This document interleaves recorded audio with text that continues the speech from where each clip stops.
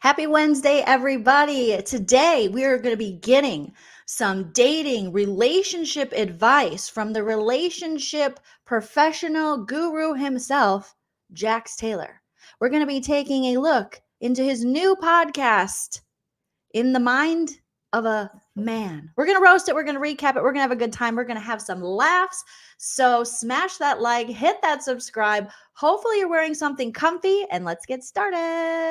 If you like what you see, come and get it with me. I know you deserve all you want, 'cause your heart's made of gold. But don't wait till you're old. If you want it, I get you some. Hello, everyone, and welcome back to my channel for No Offense, All Offense, your pop culture show where we roast, we recap, we react, we have a laugh. I give you my very much uncensored opinion about what I think about reality TV, pop culture news, different kinds of entertainment. We love to hate or hate to love, but that doesn't mean you have to have the same opinion as me. You guys know the drill. You are welcome to sound off in the live chat and the comment section. Even if you don't agree with me, we can just agree to disagree about these crazy things we roast and provide comedy about. That's my opinion! It's just my opinion. So happy Tuesday, happy election day to all my American friends here in the live chat. I know this is a very stressful time for everybody, so we're not even going to talk about that. We're just going to have some laughs. And it's going to be at the expense of some problematic men, because when isn't that fun? When isn't that fun, you guys? So first things first, just make sure you smash that like. It helps me so much. It lets other people know about that I'm live, and then we get more people in our chat. We always have a really fun live chat. You guys are amazing, all my live chatters and my replay crew. So hit that like, because it tells the YouTube algorithm, oh, this bitch is live. You might have fun over in her live. Subscribe. I know whenever Big Brother ends, people are like, see you next season, and then they unsubscribe, which is fine. I'll see you next season. But subscribe. We're going to do lots of fun stuff throughout the year. We have a new season of Traders coming up. We have lots of Bravo television shows, lots of No Offense, All Offense coming up. And you know the drill. If you want to support the channel further than liking or subscribing, you don't have to. You can always send a super chat here on YouTube while we're live. I'll highlight your comment. We can talk about it. You can send a super thanks after the video posts. You can also consider joining either my YouTube membership or my Patreon, whatever one works best for you. You can get access to exclusive content and fun stuff, or feel free to hit me up on the Venmo, PayPal, Cash App. Everything is in the description. You don't have to do it, but if you want to, go ahead. Yes, you're here, Bubco. So good to see you. And yes, Paul, first things first, let's just get this out of the way. Shout out to Paul Porter. You guys know I am venturing into sports. So sometimes I might have to give my ridiculous sports updates. All right. And some people might be like, I'm not into sports. Well, I just started being into foosball, AKA football. And I'm cheering for the Vikings as a Minnesotan. I'm taking that risk, taking that chance, making that change and break away. And we played the Colts on Sunday. We had a very big game day in Minnesota on Sunday. We had the Minnesota Wild versus the Toronto Maple Leafs. Shout out to all my Canadian friends. We won. Okay. Overtime. Goal by Eriksson Ek. Very good. So fun. Such a fun game. Then we went directly from that. It was a home game to the Vikings playing at home, and they were playing the Indianapolis Colts. I think that's what they're called. Sorry. And that was a real stinky. Big Leg Bill, our kicker. I call him Big Leg Bill. I don't know if anybody else does. I know me and Chell do. He missed 2 kicks. And we were like, what? He doesn't miss, this guy. It was giving my fellow Minnesotans, it was giving Gary Anderson vibes. I was like, whoa. And then Sam Darnold kept throwing to the other team, our quarterback, which was interesting. But ultimately, we were able to come. This is my sports comeback, in the third and fourth. Was it the third and fourth? In the second half. Okay. We came back. But I will tell you, Paul, I really want that big guy on your team. What's his name? Buckner? Holy buckaroonies. That is a big man. And he was just charging through our dudes and just sacking Darnold like he was just a sweet little teddy bear. What are you doing, kitties? You'll hear things in the background. It's just my itty bitty kitty committee. Prince and Cordelia are doing something over there. And then Dave Dog here and Buffy and Teddy are at the age where they can roam the house, but the rest of them must be in here with me. All right. The only other time I'm embarrassed, Paul said, to be from Indiana is election day. Well, I'm so sorry that we had to beat you, but I thought of you, Paul, and I thought Paul's going to get this win. Okay, because the Vikings were like, what's happening? What is this? Is this a joke? And luckily we still have David, get down, baby. Justin Jefferson. Luckily we have some guy, I always say Mike Jones, but I think his name is not Alex Jones, because that's a whole different conspiracy theorist. Andy Jones or something. And then we got another new guy we did a trade for. So there's your sports update with Jolene. The men were menning on the football field and I was watching. Yeah. Thank you, Madeline. Says, don't forget to hit that like button. After all, Jolene is so darn likable. I like to think I am. You know what's crazy? Everybody doesn't like me. That's insane. That is insane to me. All right. Spy Girl said, admire your late night show and bounce back now. Right. I went live, an impromptu live late last night. David, why are you ruining the cat's bed? Come on, baby. We don't want to do that. We're better than that. We really are. Okay. That's where they cuddle. That's their scratching post bed. They love it. And we don't need to go in the trash. You don't want my Kleenexes that I just, no, I can't. All right. You can eat a little bit of it. So we're just going to put the trash can up here. Things are happening. I'm a working fur mother. You guys know the struggles. Are you playing with over there? Oh, Chill, come home soon. Chill's at school. Come home soon, sir. Come home soon. So if you missed my live stream last night, please take a look. It's in a book, Reading Rainbow. We had a good time. We always have a good time. We covered lots of things. Today we're going to be talking about Jax Taylor, formerly of Vanderpumprules, formerly of Villains. What's it called? House of Villains, season 1. And now on The Valley. All right. Formerly married to Brittany Cartwright, the man who filed his own divorce papers and then was like, oops, I might have given up custody of my kid. Maybe I should have hired a professional. He is now, it looks like what they're doing is they're transitioning their podcast they have together, which is Reality Realness, or I don't even know what it's called anymore. Okay. Let's see what it was called. Okay. Because I want to have journalistic integrity, obviously. When Reality Hits with Jax and Brittany is now, looks like it's slowly morphing into In the Mind of a Man with Jax Taylor. Who asked for that? Who besides Jax? Who? But you know what? We're going to give it a chance, guys. We are. We're going to give it a chance. We're going to listen to a portion of the first episode, and we're going to see what Jax has to offer. So again, I don't want to, we don't need no hateration, holleration in this podcasty, in this live stream. We are going to shout out Jax's thing. If you want to go find this episode that I am currently going to be roasting and recapping, you can find it. Go to anywhere you find podcasts. By psychos, no. By sociopaths, no. By narcissists, no. Just where you find podcasts, okay?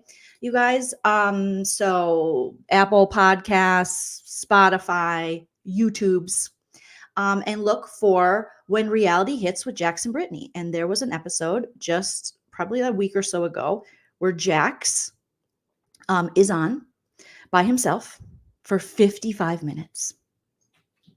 Whoa. Evelyn, thank you for this first super chat of the live. I appreciate you. Evelyn says, you're awesome, Jolene. You're awesome, Evelyn. I always appreciate you. You're amazing. Brandy, thank you for being a member for 4 months. Brandy said, just saying hi. When are you coming back to Arizona? Probably next year.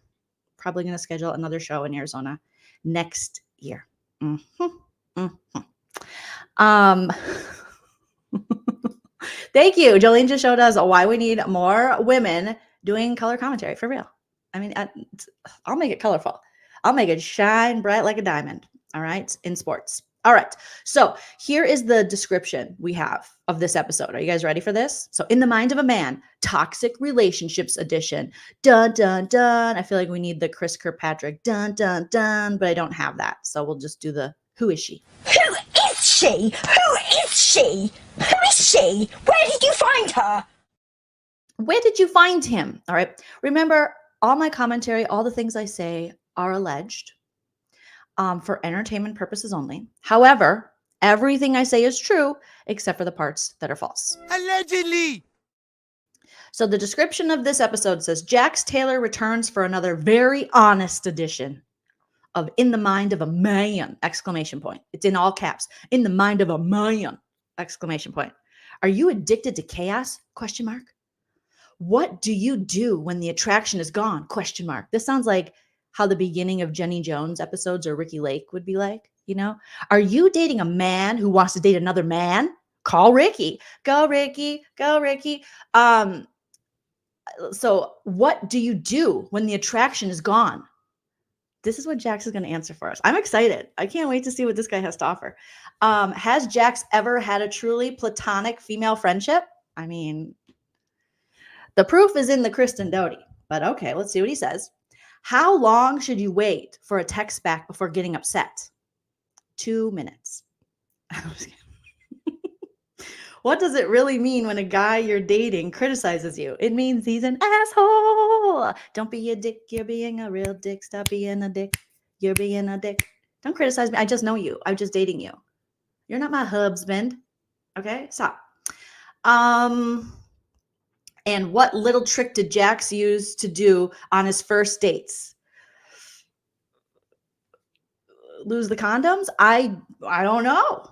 And then he says, we have deals for you. And then it has, that's an interesting way to put it. All this stuff. And then we have deals for you. Get a cozy, high quality wardrobe essentials. Okay. All right. Let's get ready to rumble. Let me share the screen. Obviously we're not going to listen to the whole thing because that would make us all sterile, I think, or sad, you know, things like that. But we are going to listen to some of it. And we're going to give our honest reaction. And I want you guys in the comments to sound off about what Jax is saying. Is it resonating with you? Is this the man we've been waiting to explain men to us after all these years? Is this what he's going to do? All right. Pause. Jax, I haven't consented to you talking yet. So I really don't appreciate that. Did I bring my AirPods in here? Oh, good Lord, Jolene. Oh, I did. Thank you. Thank you. I was just about to roast my own self up. Okay. So here we go. And I even have the words on the screen in case you want to follow along, you know, because I assume there might be times where we're confused, where we are confused. So let me get back here. Oh no. What did I do? Did I lose you guys? Come back to me. Baby, won't you please? Okay, there you are. There you are. Oh my God. Oh my God, you guys. I really thought I lost you for a second. Okay, so let's share this. Make sure my audio is shared. And I want you guys to do me a big favor and put a thumbs up in the live chat as soon as you hear Jax's sultry, nasal, congested, booger sugar, allegedly, everything's for jokes, voice. Okay, as soon as you hear it, give me a thumbs up. I think women or even men, you know, we get comfortable in relationships and you're just kind of like, you want to self-sabotage it to make things a little chaotic. I mean, like I said, people thrive in chaos. And I'm definitely one of those people. I don't think I've had a relationship personally that didn't have some sort of chaos, you know? I feel like the highs and the lows, it's almost like a dopamine hit. It's like jumping in a cold plunge, you know? You get so used to the emotional ups and downs and, you know, things are perfect. And then the next day you're living in chaos. I can't, you know, I don't want to get into my personal life. Okay, let's preface a little bit. Jax has been on the TikTok apparently. He's joined TikTok. He's seeing relationship stuff and he's like, you know what? Hashtag me too. I can do this. I can give advice. Everyone wants to hear from me. So here's his reason. I will just do the quick audio on what his reason is for thinking he needs to tell us about men. And I'm glad I found a spot here where I'm able to make we'll take some of my shitty behaviors and actually help out some people. So even if it's just a couple of you, I'm really glad that you guys are tuning into all this and you know, making me like my job a little more. Maybe like I said, maybe I can help some people out. So anyway, I did some research since the last episode, and by research I mean, you know, going through talking to Instagram and I did some research going through TikTok and Instagram. Oh boy, did you? Reason my entire algorithm now is flooded with relationship and dating advice, dating videos. And what I'm noticing is that so many people are posting, well, I don't know about, maybe I'd say about 95% of the people are posting these TikTok videos that, these women are accepting Pamela? and even Research. wanting completely toxic relationships. And we're going to get into this in a second because I feel like everybody kind of obsesses over toxic relationships. And like I said, we'll get into this in a second. But I'm seeing a lot of these videos offering advice, which is really weird to me. The top 3 things. So weird that someone would just randomly offer advice about relationships, like you're randomly offering advice about relationships. It's super weird. To do to make him obsessed with you. I mean, that was the title of one of the videos. If he ghosted you, do these 5 things that will have him crawling back. I mean, these are the things that people are saying. And I read a lot of them, and some of them are true, and some of them are not. I mean, it really depends on the person. It depends if it's male or female. It's just wild to me that people are now going to TikTok and giving their advice, unsolicited advice, really. But it's actually kind of. Yeah, just like you. So that's what he's doing. He's giving his unsolicited advice. Nobody asked. I guarantee you, nobody asked for this. And if there is a woman who asked for this, damn you. Damn you, woman. No one asked for this except for the voices in Jack's head, allegedly. Okay, so let's keep listening to him as he's going to give us this advice and really help us to have a healthy relationship like he's had a healthy relationship, or to not be toxic like he's been toxic. It's almost like a dopamine hit. It's like jumping in a cold plunge. You get so used to the emotional ups and downs, and things are perfect, and then the next day you're living in chaos. I can't, I don't want to get into my personal life, but that's exactly. You don't want to get in your personal life. I saw you guys sound off on this in the chat. Why are we're only here to hear about that? That's your whole brand, is your personal life. You're on a reality show. Okay. Exactly what I'm living in now, and I'm not even in a relationship anymore. And I don't know how to handle it. I don't even know how to handle normal. Like, I get anxiety. You get so, well, I did anyway. You get so, used to these emotional ups and downs. And one day things are perfect. The next thing you're living in chaos. Like I said, that's kind of what I'm going through right now in my relationship. And I don't even know how to handle. Wait a minute. You just told us you're not in a relationship anymore. And now you said, that's what I'm going through right now with my relationship. Okay.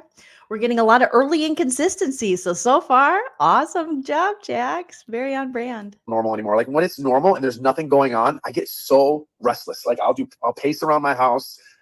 Me too, sir. I get restless leg syndrome. Oh, like a mug at night. I'm just like, kick, rubbing my legs on the sheets. It's annoying. I just feel like when things are going too good for me, I self-sabotage. Like, I get it's almost like I worry more when things are going really, really well, whether that's in my job or that's in my relationship. I get anxiety, like, this, even though that's the way it's supposed to be. You're supposed to be doing well and making the right decisions. I feel the need to fuck it up somehow. That's just, I've always been that way. And, I'm still doing that. I'm still learning how to just deal with being. Doesn't it feel like he's yelling at us? He's like, and then I'm just dealing toxic and everything's toxic. Let's all take a cleansing breath. In through our deviated septum, out through our deviated septum. Alone and being like in a good place. Like I said, I thrive in this chaos. So I kind of get where some of these people are coming from. I saw a reel yesterday by another person called The Words of Jay. And I thought that said The Words of OJ. And I was like, yep, that's what Jax would listen to. But no, The Words of Jay. Okay. And his post really, really kind of stuck with me. I want to share it with you guys. So I'm going to quote this a little bit. Oh, yay. It said, your nervous system will always choose a familiar hell rather than an unfamiliar heaven. Your nervous system is actually connected to the trauma that you've been used to.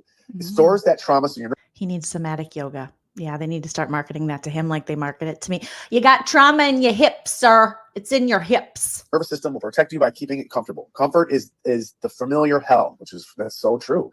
Uncomfort and pressing through the unknown, even the scary, is the unfamiliar heaven. That's really deep, and it's basically what I just said. And it's really deep, and it's what he just said. So is the person quoting that Jay's reel on Instagram, are they the deep one, or is Jax Taylor the deep one? Jax would say he is. I don't understand it. I don't get why it's so hard. You should want to be comfortable. You should want to be less stressed. And I think, okay, I was just going to say one word, amphetamines.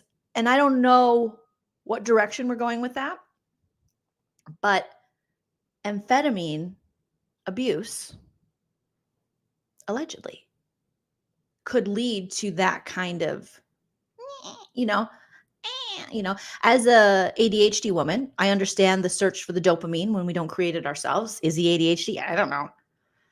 But I do know I've heard some stories about some things that may keep you awake. Allegedly, obviously. What do I know? What do I know? It's jokes. It's silly. I personally have an uncomfortable time dealing with normal and no stress. I just been so used to it that that's all I know anymore.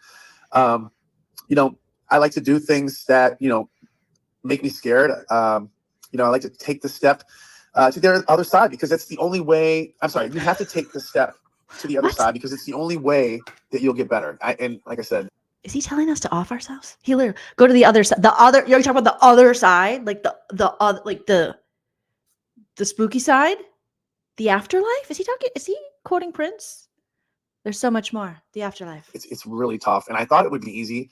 And you know, when I have to reprogram myself, and at my age, that's really You and Tom Sandybutt, you're both like 76 years old. It is harder when you are, you know, elderly. It is. It just is really hard to do.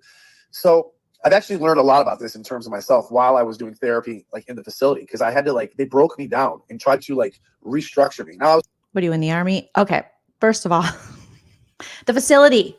He went to a Rachel Raquel facility. Remember, he was breaking down. God bless. You know, don't want anyone to break down, but it came at an interesting time, as it always does. And he was there for a month, and now he is a genius and knows all there is to know about mental health. And instead of having actual mental health experts on his podcast that could actually educate him and help him relay these messages, he's like, nope, know it all. Got it. Thank you. They broke me down. Remember when Tom Sandoval was on that show where those military guys were making him cry and he was outside pooping and crying? It was like that, but worse. But I'm better because I didn't have to have JoJo Siwa carry me literally on her back. I was only in there a month and I still had a lot of work to do and I barely scratched the surface. But, you know, my therapist told me that I'm actually, like I said, I'm addicted to the chaos. I need chaos. I need a lot going on. I thrive on it because I don't know how to be normal. I don't know how to be comfortable because I've been used to this for so long. You know, a large, so anyway, a large portion of my therapy was understanding why I do this. And, you know, I need to, you know, learn how to be comfortable and how to be calm. For instance, this morning, you know, I got up this morning, I did a really good podcast. I went to bed early. I had a great breakfast. I mean, that's subjective. Did you do a really good podcast? Because so far this one, I don't know. But he got up, you know, he's just like us, got up this morning. He did a really good podcast. He went to bed early. Okay. 3 a.m. early in the morning, allegedly. And he had a great breakfast, you know, great. And came home and he cleaned up a little bit. Cleaned up.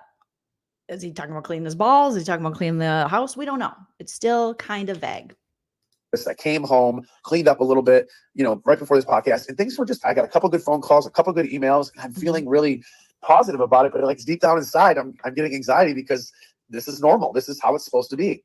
And anyway, personally, I think for me, I've been living such a crazy lifestyle since my early 20s. That's kind of. Oh, geez, I'm going to slow this down a little bit more. When So we're going back to the early 20s when he was just a famous model. Left, you know, my house, and I kind of went on this you know, I was traveling different cities. I was traveling for modeling. I was living, you know, Miami, Chicago, New York, Europe, and I was dealing with so many highs and so many lows of rejection in this industry because 90, I would say I've been living here. I've been living in LA since 2005, and everybody will tell you this: 90% of your 90% of my auditions, you're not going to get. 98%. It's probably 98% for most people. You got to remember, it's a town of rejection. You've been. I don't think anybody forgot that. I think that's what we know about Hollywood. All the prettiest, sometimes most talented people from their small towns and stuff moved to LA. Some just based on delusion, some based on pure talent, and then you're no longer the, you know, most beautiful, most talented person because now you're just in a sea of all of these people who have been told they're the most beautiful and the most talented. But okay, thank you, Jax, for What we already knew. A big fish in a small pond your whole life, living in different cities. That's why I was in Michigan. That's the way, What do you feel about that, Michigan? He said he was a big fish over there. I don't know. There's a big fish in Michigan. I don't know if I would say Jax Taylor was a big fish in Michigan. Michiganders, what are we thinking about that? Wow, that's a sign of disrespect to my eyes. did really well in Chicago, and then you move to like New York or LA, and now guess what? Everybody's good looking, everybody's talented. And What? They are? Oh my God. These are such novel ideas. I'm so glad Jax has this podcast to tell us about all these things. I had no idea. This is crazy. now you're competing against a lot of people, and it sucks because you get a big, reality hit. And then Interesting term.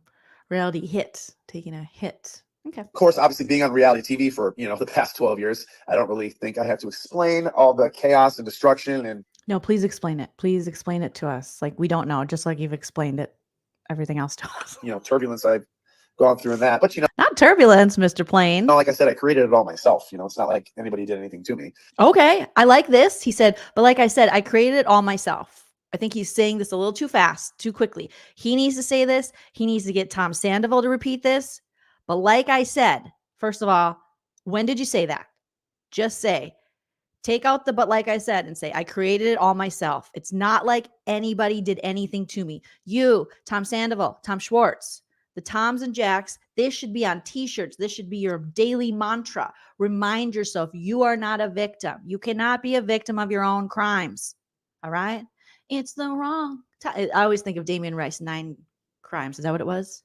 With somebody new, it's the wrong.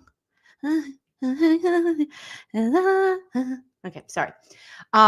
This is my favorite part so far. I created it all myself. It's not like anybody did anything to me. That's true. Anyway, so chaos, Anyway. And unpredictability have essentially been my entire life. Whole life. Yeah, I'd say for at least Chaos and what does he say? Who cares? Unpredictability. It's been his whole life. His whole life, you guys. the last 20 years. I think when I left home, it's kind of when it became really, really chaotic. Mm-hmm. And while it was happening, you don't really realize what a toll it's actually taking on you mentally.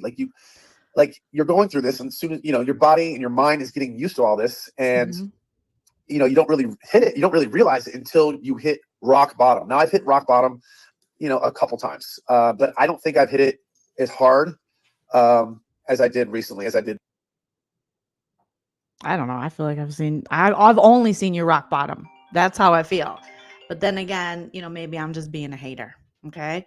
Maybe I am just in, oh, hi, Kitty. Hi, this year. Cordy. The last Maybe I am just in my Lala era and I am just player hating. But put it in the chat. Do you guys feel like, have we seen anything but Jax Taylor hitting rock bottom?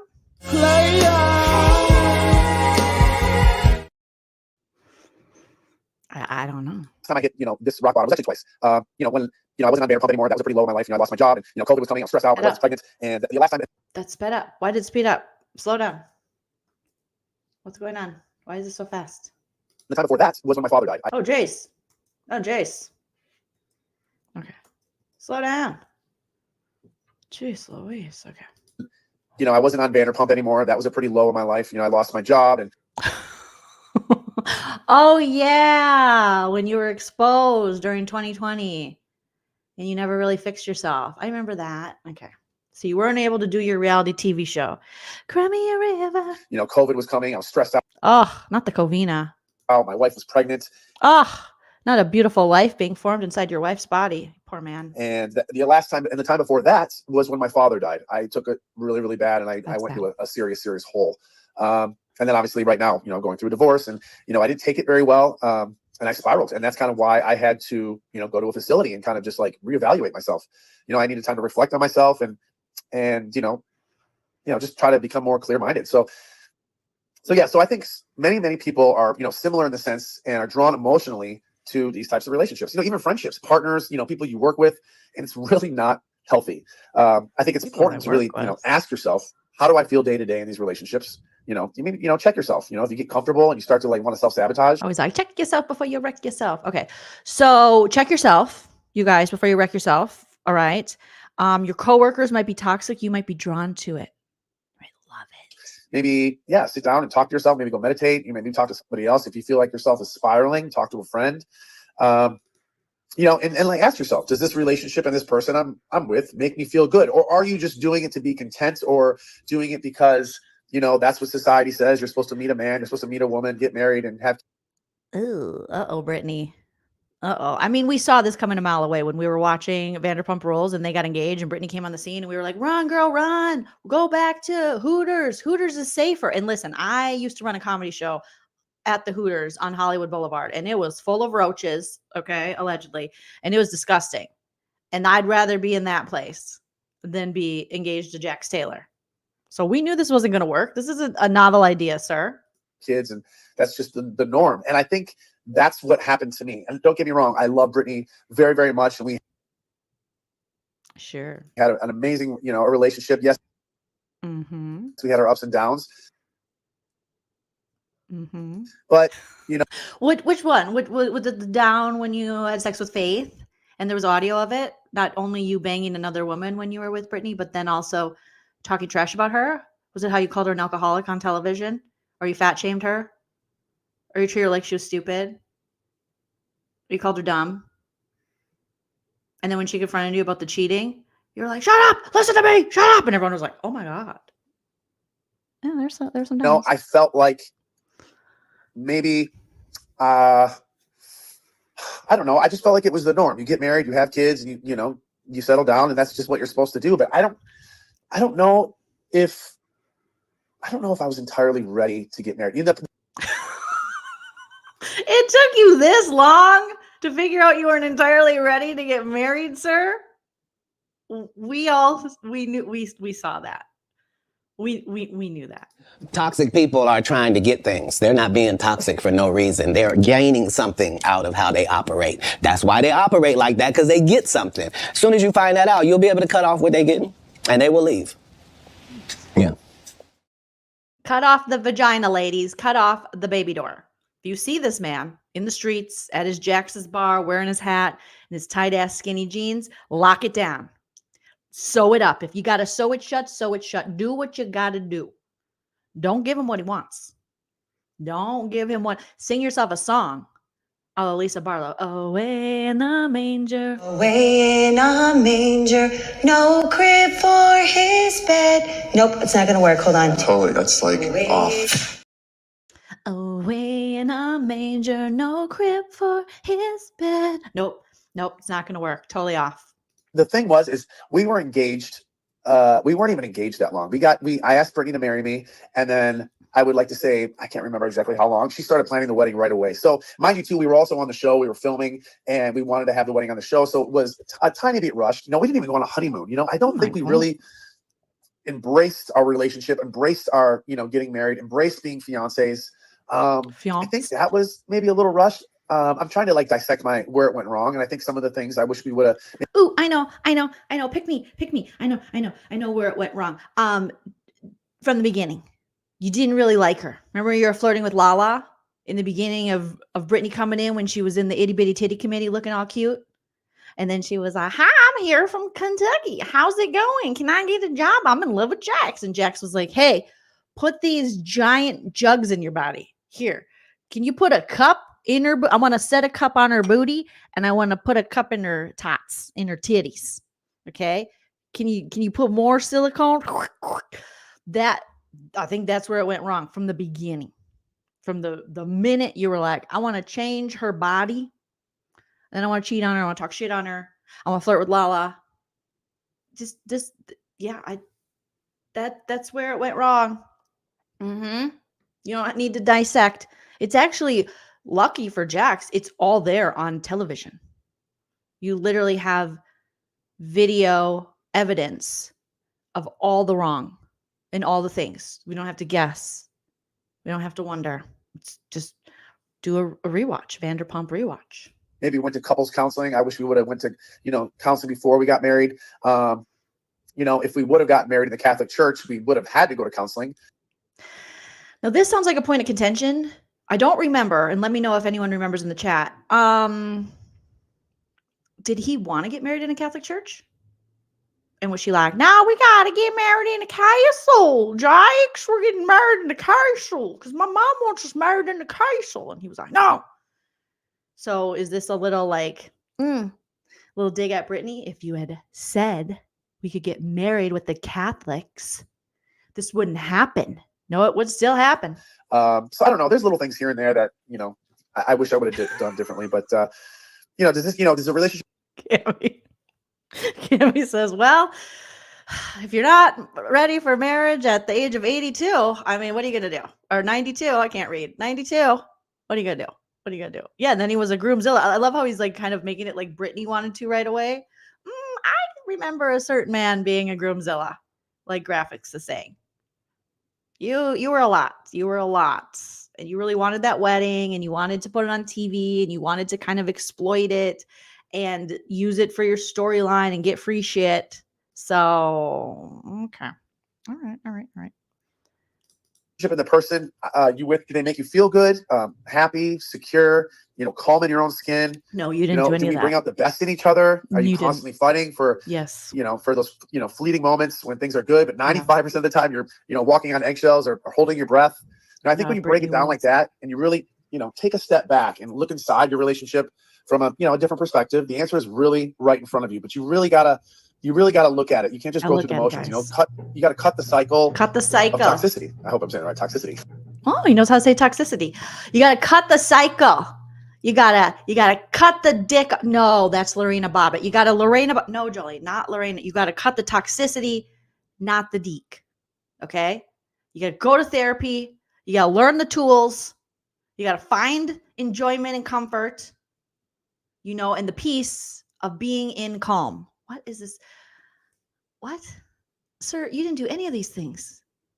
Is he reading from a book? What is going on? I think if Brittany, now I don't advocate for violence except for when I advocate for violence, and I really am very much against it. But let's just say, oh, hey, Dave. Some of these fools just need a good Lorena Bobbitt, maybe even a Lorena scare. Okay. Shout out to the wonderful, beautiful Lorena Bobbitt, who really did the world a favor. And then that doctor that sewed the wiener back on that man did the world. It was a devil doctor, allegedly. Lucifer. Shout out to her. You just need it. Just a little bit of a scare. Like if you don't use it right, you're going to lose it. Okay. And they say that about everything. You got to use it or you'll lose it, whether it be learning a language or your body, your limbs. I don't know. But you hear that. If you don't use it, Dave, do you hear Dad? Okay, I'll open the door for you.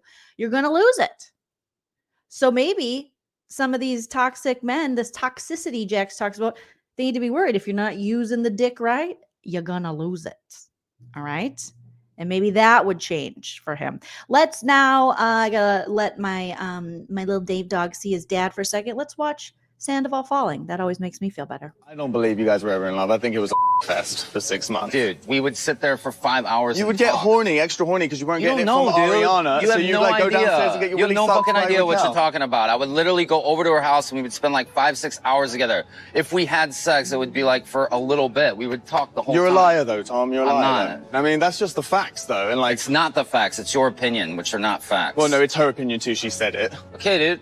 I mean, what you and Ariana had was true love, bro. Do you You remember don't that know. back in the day? You don't know, Bro, man. you looked me dead in the eyes for years talking about how much you love that girl. I did love God, her. it's like you forget, bro. It's crazy. Shut up. No, it's seriously, though. It's I like you just forget your just memories, love how bro. you walk. Rewrite history in your mind and have fun with your band. I'm not opening for you at the El Rey because Okay, I've moved on to fine. bigger and better things, okay? This is a joke to me. All right, I gotta go. Bye.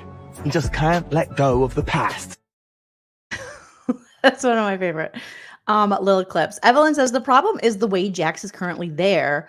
Currently there is no problem out there to have a healthy relationship with Jax, as he is so disordered. He doesn't seem to understand this part, that he is the disorder. It's me.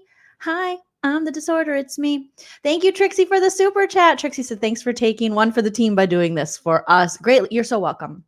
And thank you guys for being here with me to support me while we venture down this path of toxic men who want to have podcasts, which seem to be a lot of them. Go to therapy, learn the tools, find enjoyment and comfort, and the peace and being in calm. And maybe, you know what, maybe being in a relationship is not for you at the moment. Maybe you need to be comfortable in your own skin before you get into a relationship. And I think. Is he talking to himself? You could have had this conversation with the mirror, but instead you chose to put it out and broadcast it. But okay. For me, and if I'm diving into even before Brittany, I don't think I was ever comfortable in my own skin. I think for me personally, I'm a very codependent person, and I think I just needed to be in a relationship. I needed to have somebody, and I've always had somebody. I've always had a girlfriend, so it's really weird for me to be alone. Here's something I'm really looking forward to as the weather turns cooler: football game. He goes right into an ad. Sorry for sweaters. Here's something I'm really looking forward to: Adderall. Adderall on plates.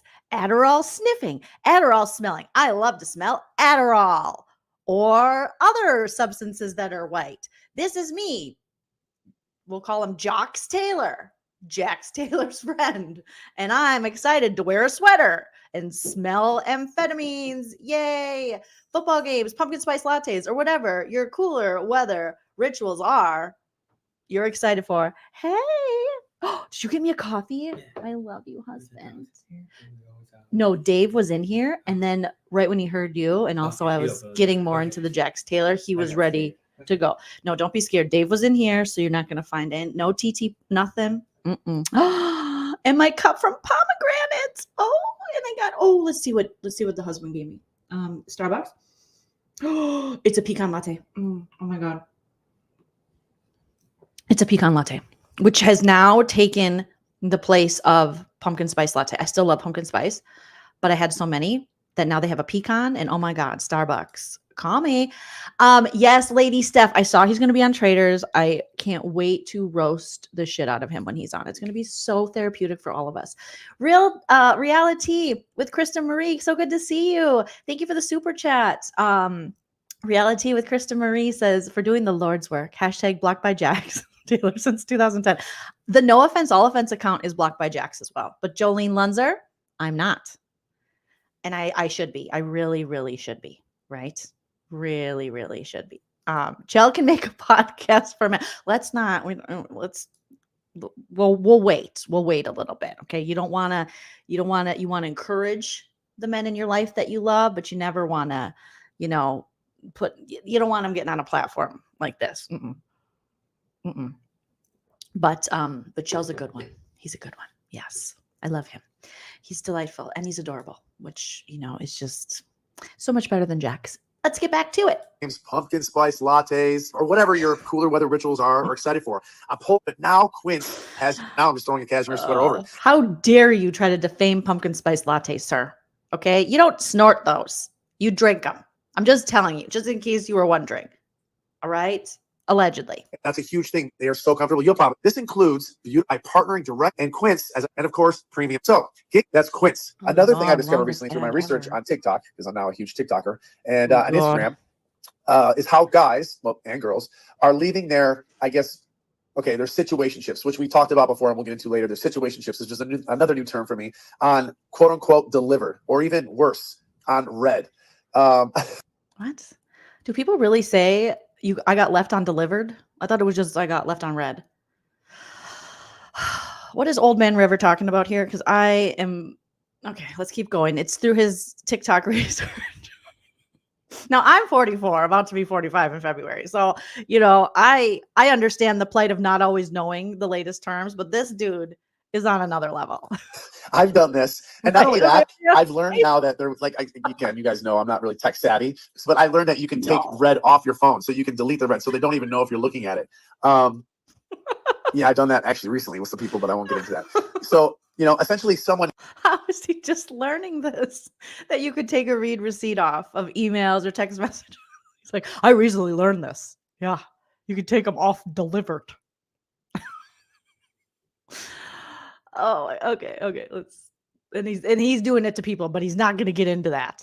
No, please don't share actual interesting details. Please just keep explaining to us about the toxicity that's within you. Not responding back to your text in a timely manner it can be annoying, right? It can, It could be, it could drive you crazy. So I want to break down some of these stages and what I personally think this can mean coming from, well, of course, a guy's perspective, because we're calling this in the I don't think this podcast, again, like everybody loves Tom. It should just be everybody hates Tom. That's what it should be. Not everybody loves. I know they're like, where can't you know? You really hope everybody loves Tom, and they don't. Jack's podcast shouldn't be in the mind of a man. It should be in the mind of a toxic man, because then you're showing some like self-awareness that you are currently toxic. You are someone that's not ready to date or be in a relationship, and you haven't probably ever. And maybe it could be a podcast about you unlearning this toxicity, you discovering things about yourself, again, bringing people on, maybe some of your toxic friends, and you can sit and shit on each other. I'd listen to that. Or, you know, real therapists, people who deal with this kind of stuff. But implying that every man's mind is like this is an insult to men. Every man in this live chat out there who can hear my voice, you should really be offended, because this guy is saying this is a man's mind, that this dude, his mind is every man. And it most certainly is not. Okay, we know there's a lot of toxic fools out there, but to say in the mind of a man, no, in the mind of a toxic man, whatever he wants to call himself. And man should be in quotes. So it should be in the mind of a toxic man, because he's not yet entered into man status. He's not really a man yet. He's a man boy, like the Toms. the mind of a man, right? So here's my perspective. And again, guys, this is just my opinion. I'm not telling you what to do. I'm not. It sounds like you're telling him what to do. It sounds like you're telling him what to do. For sure, for sure. Oh, goodness. Okay. Giving any advice. I'm just kind of, you know, this is what I take out of this. So a guy not responding to your text and leaving you on delivered must be an Android thing, because for me, it's red. Are people really saying, I gotta look this up. Is this something that I'm ignorant about? Like, am I just so leaving you undelivered? Do people really say this? Why getting left undelivered is uniquely terrible. Okay. I guess some people are saying undelivered rather than on leaving you on red. Okay. All right. I thought I was going crazy there for a second. I'm like, I've never heard that before. But I also am a part of the iPhone cult, so I didn't know there was a delivered. I was looking up the different things phones say, different types of phones, what they say if you get the message. And delivered, I must have been an Android thing. But for iPhones, for us iPhone users, the majority of us, it's on red. So, okay, here we go. This is how I broke it down. So 10 to 15 minutes or under, okay? Completely acceptable and respectful, I think, in my opinion. The guy must have... What? Oh, wait. So you're saying someone... Wait a minute. If someone texts you, you have to reply in 10 to 15 minutes? Oh my God, I would have no one in my life. I don't know if I've ever replied to a text in 10 or 15 minutes. What? Okay. A guy not responding to your texts and leaving you undelivered. Delivered must be an Android thing, blah, blah, blah. Okay. I was looking up the different things phones say, different types of phones, what they say if you get the message. And delivered, I must have been an Android thing. But for iPhones, for us iPhone users, the majority of us, it's on red. So, okay, here we go. This is how I broke it down. So 10 to 15 minutes or under, okay? Completely acceptable and respectful, I think, in my opinion. The guy... 10 to 15 minutes? Oh my God. Like, I hate this society where we have to constantly be available to people. Like, that really negates and works against any kind of like self-care or just, you know, being able to take the time and have a life. Like, I constantly have to be plugged in. Like, I better get back to this person. They're going to hate me forever. They're never going to talk to me again. 10 to 15 minutes after I text you or after you text me. What? That's too soon. Guy wants to converse with you, and I don't really see a problem with this 10 to 15 minutes, because yes, we're all on our phones all the time, but there is the occasional time where you're at work or you're at the gym and you put your phone down. First of all, sir, don't say we all go to the gym, okay? Don't you put that on me. I know I have to, but I don't want to. Thank you, Reality TV with Krista Marie. I wish someone would make him say out loud how he only owns 12.5% of his bar. 12.5% allegedly, Jax. That would make my day. You'll never hear his ego say something like that, but that would be amazing. Those are the only times I really put my phone down, let's be honest. And I hate to admit it, but yeah, when I'm at the gym, or, I'm running outside to get the mail, or maybe I run into somebody I'm talking. Those are the times we don't have our phone. And that's the time sometimes, it's the internet. I can't get over this. You guys, what do you think about this? I think that's toxic that we have put these standards on our loved ones and friends that they better respond to us right away. Again, if you want to try to get an immediate response, I know it's taboo nowadays, but maybe place a phone call. I know that's like serial killer business, but even then I probably, won't answer. But the fact that we have to be plugged in and that we have to be ready to reply to people, what is this, work? And even at work, I'm gonna need more time. This is causing me anxiety. My ADHD brain can't comprehend this 10 to 15 minutes. First of all, I do a lot of work on my phone, so I am on my phone a lot, but also I have to pay attention to what I'm focused on, because if I'm getting texts coming in, and my good friends know this, I might not even be replied to within 24 hours sometimes, because I'm focused on that one thing. If I veer off the path, now I'm off the path and I'm here and I'm there, I'm everywhere, and I'm not completing things. And since now that I work for myself, I have to be very try to discipline myself to stay focused on things. So no, even my husband knows that he's not going to get a text back within 10 minutes. It can't happen. I can't always be like, oh, who do I got to text back? I'm sweating thinking about it. Like literally, my heart is racing thinking about this is what is expected. No, right? Thank you. Alexandra said, yes, I'm not responding to anyone in 10 to 15 minutes. Joleen, you're correct. It's unhealthy and it's unreasonable. It's an unreasonable expectation. We all have our lives. And you know what? You might be like, you're not busy. You're just laying down but I'm laying down and I am relaxing and I am letting my brain, trying to let my brain rest or just be somewhere else or do something else. We don't owe it to the world to constantly be in contact with everybody. It gives me so much anxiety thinking about this. Evelyn says, I think it's toxic to have hypervigilant 24/7 answering text messages. Yes. And I know some people love to text. And I know that they just, they get excited and they text a lot. And if that works for you, great. But also realize that the person you're texting, that might not be what they enjoy. When I'm like, ding, ding, ding, ding, ding, I'm like, oh my God. Oh my. And all I'm thinking when I get those is like, that's a task. That's a job. That's something I have to do. How am I going to fit it in with all these other things that are going on in my brain and all these other things I have to do that I'm struggling to do? And if I'm in a moment of like paralysis where I'm just like overwhelmed and I can't do anything, this is so insane to me. Okay. If you truly are friends with someone, you understand. So my friends that I might not get back to, I've started to just be honest with people, and just say, hey, I wasn't able to get back to you. Either I wasn't feeling well yesterday. I was overwhelmed. I was editing a video. I had to stay focused. And now my friends, I don't even really have to apologize to them because they just know, oh, Joleen will get back to me. And if people don't like that, well, I don't know what to tell you. I love you. You're my friend. It's not a sign of disrespect. I'm just not always like, and literally my friends who I've been friends with, had long relationships with, they totally get it. And they will now. I even have friends who will text me and say, you don't got to get back to me right away. Just throwing this out there, because I literally look at every text like, oh my God, they need an answer. What is the right answer? What should I say? What am I doing today? Am I doing something? Do they want to come over? Do I have to clean? What am I going to do with the dogs? But I have to get that video done. Oh, and I'm already off my schedule. And I was supposed to go live at 11:30 on Tuesday. And now it's Friday at 5 p.m. and I haven't done my live yet. So I'm so all over the place. It has nothing to do with them. Nothing to do with how much I care about them or respect them or anything. It's just like, oh my God, what do these people want? I have to, it's a struggle. Oh, Naomi says, mentally, I'm not there, bud. LOL, I'll text you later. Yep. Mm-hmm.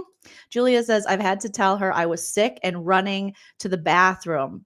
And she said, well, why didn't you tell me? Who is this you're talking about, Julia? Who said this to you? This is insane that they expect us to be plugged in. The struggle is real. Sharon, me too. Sharon says, I'm scared to read the text because if they think I've read it and I haven't responded, then that's bad. And sometimes if I read the text, I'll get like the, just like the little preview of the text. And in my head, do you guys have this where, I don't know if it's an ADHD thing or if it's just a human thing, I reply And then I think, oh, I replied to the text. So in my head, I've replied. And then might hear from someone like, hey, I didn't hear from you. What about and I'll go, oh shit. In my head, I had a whole conversation with you and we replied because I thought about like, oh, okay, this is what they're saying. This is what I think. And now I've moved on. But yes, I too. Yes, the worst part is thinking. I think I replied all the time. Oh, you guys are I feel seen. I feel seen. I feel seen. There is nothing more like it is so ridiculously stressful, especially when you have multiple text messages. You're sitting on multiple emails. And I'm just like, I literally will put my phone across the room. Like I can't look at it. I can't post on social media because then I feel guilty if I'm on social media. Why didn't I text this person back? Well, I'm not ready to text the person back because I don't know what I'm going to text them back because I haven't read the full message and I don't know what they're going to ask me. And maybe they're going to ask me something that I don't know the answer to yet. And I haven't figured out like what's going on. And it's going to be another task, another thing to add to my list that's already overflowing. And I already feel like a complete failure. So I don't know if I can take these text messages on as well. Or, the spontaneity with some people are great with spontaneity. Hey, I'm in your neighborhood. And I'm just like, what? You're in my neighborhood? Get out. Even the people I love, I'm like, why? I need hours and I need a day. You need to tell. I'm just like, throw it all away. Shut the house down. Turn off the lights. Don't answer the door. I'm down the street. Oh my God. You're down the street. What is this? A horror film? Oh my God. And I love that that's how some people operate, but this is not how I operate. I'm like, oh my God. Oh my God. Well, if you knew you were going to be in this area, you should have told me. Like, can you see me outside of the window? And I'm not ready for this. I already had a plan in mind and this is going to get, it's too much. 24-hour, thank you, Kat. 24-hour notice, minimum. I love that you guys are understanding. Graphic says, I hate hearing the teams. Oh God, notifications sometimes with work on some days. That's distracting on some days. And when I'm trying to, when I worked in corporate America, that's what it was like. It was like they would email you and then ping you like on Teams and then be like, hey, Jolene, did you get my email? What? When I reply to your email, that means I got your email. That was like one of the biggest critiques in reviews with some people where it was like, we need a faster response time from Jolene. What? Why? We're not saving people's lives here. This isn't 911. We're fine. Okay. That happens to my daughter who had Evelyn. Okay. I love hearing from you guys. Lisa says, I mentally reply and then I move on to me too, Lisa. 5 other tasks. Michelle says, I hate a pop-in. 24, 48 hours minimum. I got to clean. I have 5 animals now and I cannot, the Midwestern like lady in me, I cannot let anyone in my home when it's not clean, even if I've known you forever. Gross. I need you to think I am always living in the cleanest piece of clean that ever cleaned. Okay. Oh my God. I normally don't have dog hair on the floor. That's so weird. Hold on. Let me vacuum real quick. No. Yes. I need I have to make sure I have drinks, Melissa. Because if you come in my house and I'm just living like a lurch, I'm just like, and I'm in like a sweatshirt, I don't have a bra on, and my face is just like a mess, and my pores are huge, and I'm living off, one Waterloo, and it's warm now. I don't have anything to offer you. I mean, there's filtered water in the fridge, but I'm just like, there's dishes in the sink. I need to Febreze.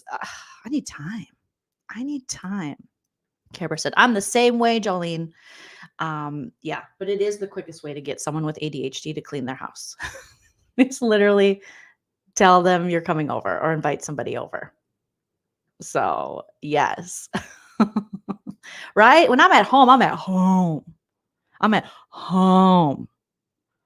I'm like jiggling. I'm just like, whatever. So I need some time. Yes, I don't want my friends to have to come over and, go somewhere where it's like they're not comfortable. I want to have, everything looking nice. I got to light candles. You know how many candles I have to light? Oh, my goodness. Thank you. Naomi says, that's because you care about your friends. Yes. See, I can't have demanding friends. They have to go. if too much of a type A personality, we are not, we gotta type it out the door. It's not gonna work. I've had people like that don't understand me, and they look at it as like, oh my God, she's being lazy, and just like get your shit together. And it's like, okay, goodbye. I don't have time for this. Yes, I have PJ shorts on right now. Look at my PJ shorts. All right. I put a bra on for this, because I'm afraid I'm going to just move and one's going to hit me in the face or something, give me a black eye, like Heather from Salt Lake City. But okay, Amy says you're the same. Ugh, I feel so much better. Yes. Wanda says I'm at home means to be underwear and a t-shirt. Don't expect me to come open the door. No, I have to put dry shampoo in my hair now. Like, no.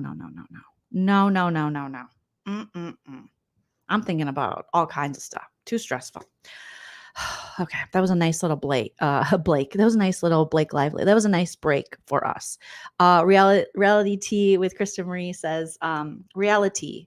Why do I keep saying that wrong? I tell everyone I don't look like this when I'm not on my lives, right? I've went on lives without makeup. People are like, are you sick, Jolene? Yeah, I'm always sick. Get it off, Jolene. Burn that bra, right, Liz? I mean, I've definitely come live without a bra.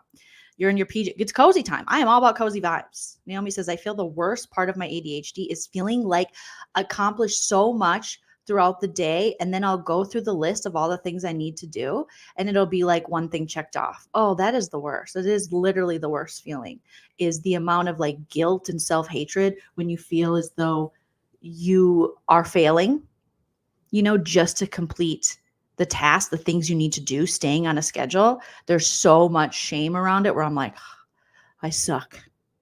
And then you're just paralyzed. And that's why they have a name for it with the paralysis, ADHD paralysis. Sasquatch says, if I get an unexpected knock at the door, I have to run to find I have to run and hide. When I was growing up, literally my dad, Papa, was like, if Nana wasn't home, we didn't answer the door. We literally hid. He was like, nope. There was no unexpected visitors. It was just, we were all anxious. We're like, and we just didn't. So now I still have that. Where if someone's at the door, I'm like, chill, get the door. I can't. I'm hiding. Yep, definitely hiding. Care Bear, thank you for being a member for 38 months. Care Bear says the UPS tried to shame me because I came to the door with no pants on, but a shirt long enough to cover my goodies. Who is this UPS person shaming you? You are in your own home. What an asshole. Name him. Care Bear, name him. Naomi said, yes, I feel like I just ran a marathon, but barely got anything done because one task is really 100 tasks. Yes, in the way that our brains work, in our beautiful neurodivergence, it's something as simple as showering sometimes is just like climbing a mountain. You're like, oh my God. And like a lot of people who, aren't neurodivergent or maybe are like, considered neurotypical, whatever they call us or them or whatever, they would be like, what? And we know the shower is going to make us feel better. We know all these things are going to be good and everything's going to be great, but we're just like, but then I have to do this and I have to do this and I have to do this. And we just think of everything in terms of a job. Some people say, oh, I can't wait to get off work and take a nice hot shower. And I'm just like, I mean, and it always is good and it's always great. And showering definitely a plus, but just the idea sometimes is like, but then I'm going to be wet and then I'm going to be cold. And then I got to wash my hair and I got to shave and then I got to do this. And then, oh my God, I should exfoliate. And I got to make sure I have a towel in there. And then I can put my pajamas on and I'm still going to be a little bit wet and then a little bit sweaty. And it's a whole thing. It's a whole thing. Naomi. Yes. Oh my goodness. All right. Let's keep listening. I love that you guys are sharing in the chat. 10 to 15 minutes. So we get into the hour plus. Okay. So an hour or longer is a long time because let's be honest, however, I mean, let's be honest. We're all on our phones. I don't care what you say. You can be like, no, I'm not. You never not checking your phone within an hour. I've never met anybody. I've definitely not checked my phone in an hour. What is wrong with you, sir? You're like 62? You've never just like went outside, went for a walk? Sometimes when we walk our dogs, I don't bring my phone. Sometimes I literally, like I said, put my phone on the other side of the room and I'm watching my shows. You know, a lot of times I'll do both, looking at my phone and watching something, but I've definitely went an hour. In my life, who hasn't had their phone in their hand at all times or in their back pocket or not checking it, like even once, even if it's just like for business or whatever, you're on your phone. It's just the way the world is. Yeah, but that doesn't mean I owe you a response. This the entitlement of this PRICK. However, there could be a good reason for this, for the, over an hour. Maybe they were in a meeting. Maybe there was a doctor's appointment. Oh my God. Maybe there's a doctor. Yes, there are appointments. There are responsibilities in life where I can't just be at your beck and call to reply to your dumb text, which is probably just a picture of your dick. Let's be honest. That's probably what Jax is sending. Like I said, at the gym, if they have like a valid reason, according to Jax, valid. and respond back, like acknowledging that they've been somewhere, then I guess I'm so sorry I text back after an hour. I had the gall to get a colonoscopy. What a bitch. That's what I'm going to tell people now. Oh, sorry I didn't get back to you for a week. I had the longest colonoscopy of my life. Understandable. And well, I mean, depending on you, we should accept that. I guess it depends on the person. So is this dude for real? Is this dude? I guess we should accept it. Sir, shut up. Shut up. Get a job. Now I broke it into 5 to 8 hours. This is where it gets really tricky. So if you're still not getting a response. What about sleep? That sounds like sleepy time. Back, and it's now been 5 to 8 hour mark. I'm not having a good feeling about this guy. He's probably dead. That's what Jax is like. Either he's K-ing someone or he's dead.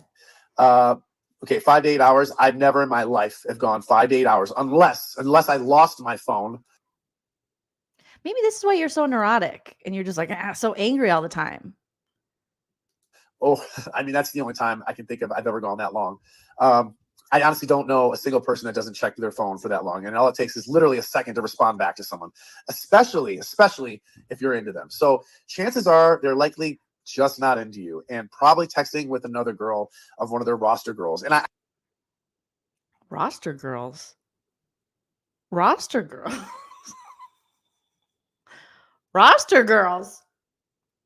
And I hate to tell you guys this, and this is embarrassing, but like I said, we're going to get raw in here and you're going to hear things. I do not want to get raw with you, sir. And I don't think you should be raw dogging anybody either. That you don't like, but I'm going to be honest with you. That is exactly what that is. He's just not into you, or he's seeing what his options are. If this happens like on a Friday night, a Thursday night, a Saturday night, he's definitely making plans, right? He's watching football with the boys. He's finding out, is he going to go out with the boys tonight? Is he 12? What is happening? He's like, oh, he's on his roster girls. He's definitely hanging out with the boys. He's figuring out what he's going to do, being like, don't want to be with this bitch or that bitch. Sir, you are 57 years old. We got to get it together. Is this other girl going to call him back first? Ew. And if this other girl doesn't call him back, then he'll go to you. Oh, Brittany. What choice was Brittany? Was she like the last? She was like, I always respond, Jax. He's just kind of weighing out. He's just telling us what he does. His options. And that's what I think. That's what most people, I think that's what all guys do. They just. Is that what all guys do? I'm going to have to ask my husband about this one. I know that's not what he did because I knew him and I know him, but I knew him when, even before we were dating. But, okay. They're just weighing out their options. This is very childish, very immature, very ridiculous. He's like, I'm just trying to see if I want to bang this one or that one, and that one's ready to bang. Then I want to go with that one. That one's not ready. I got the second on the roster. I got third roster. I got first string, second string, third string, HPV string. Like I got tampon string. I got all the strings. They're weighing out their options. They want to see what's going on first, and especially if you're really not. I guess. If you're really not into the girl too much, then why are you texting her?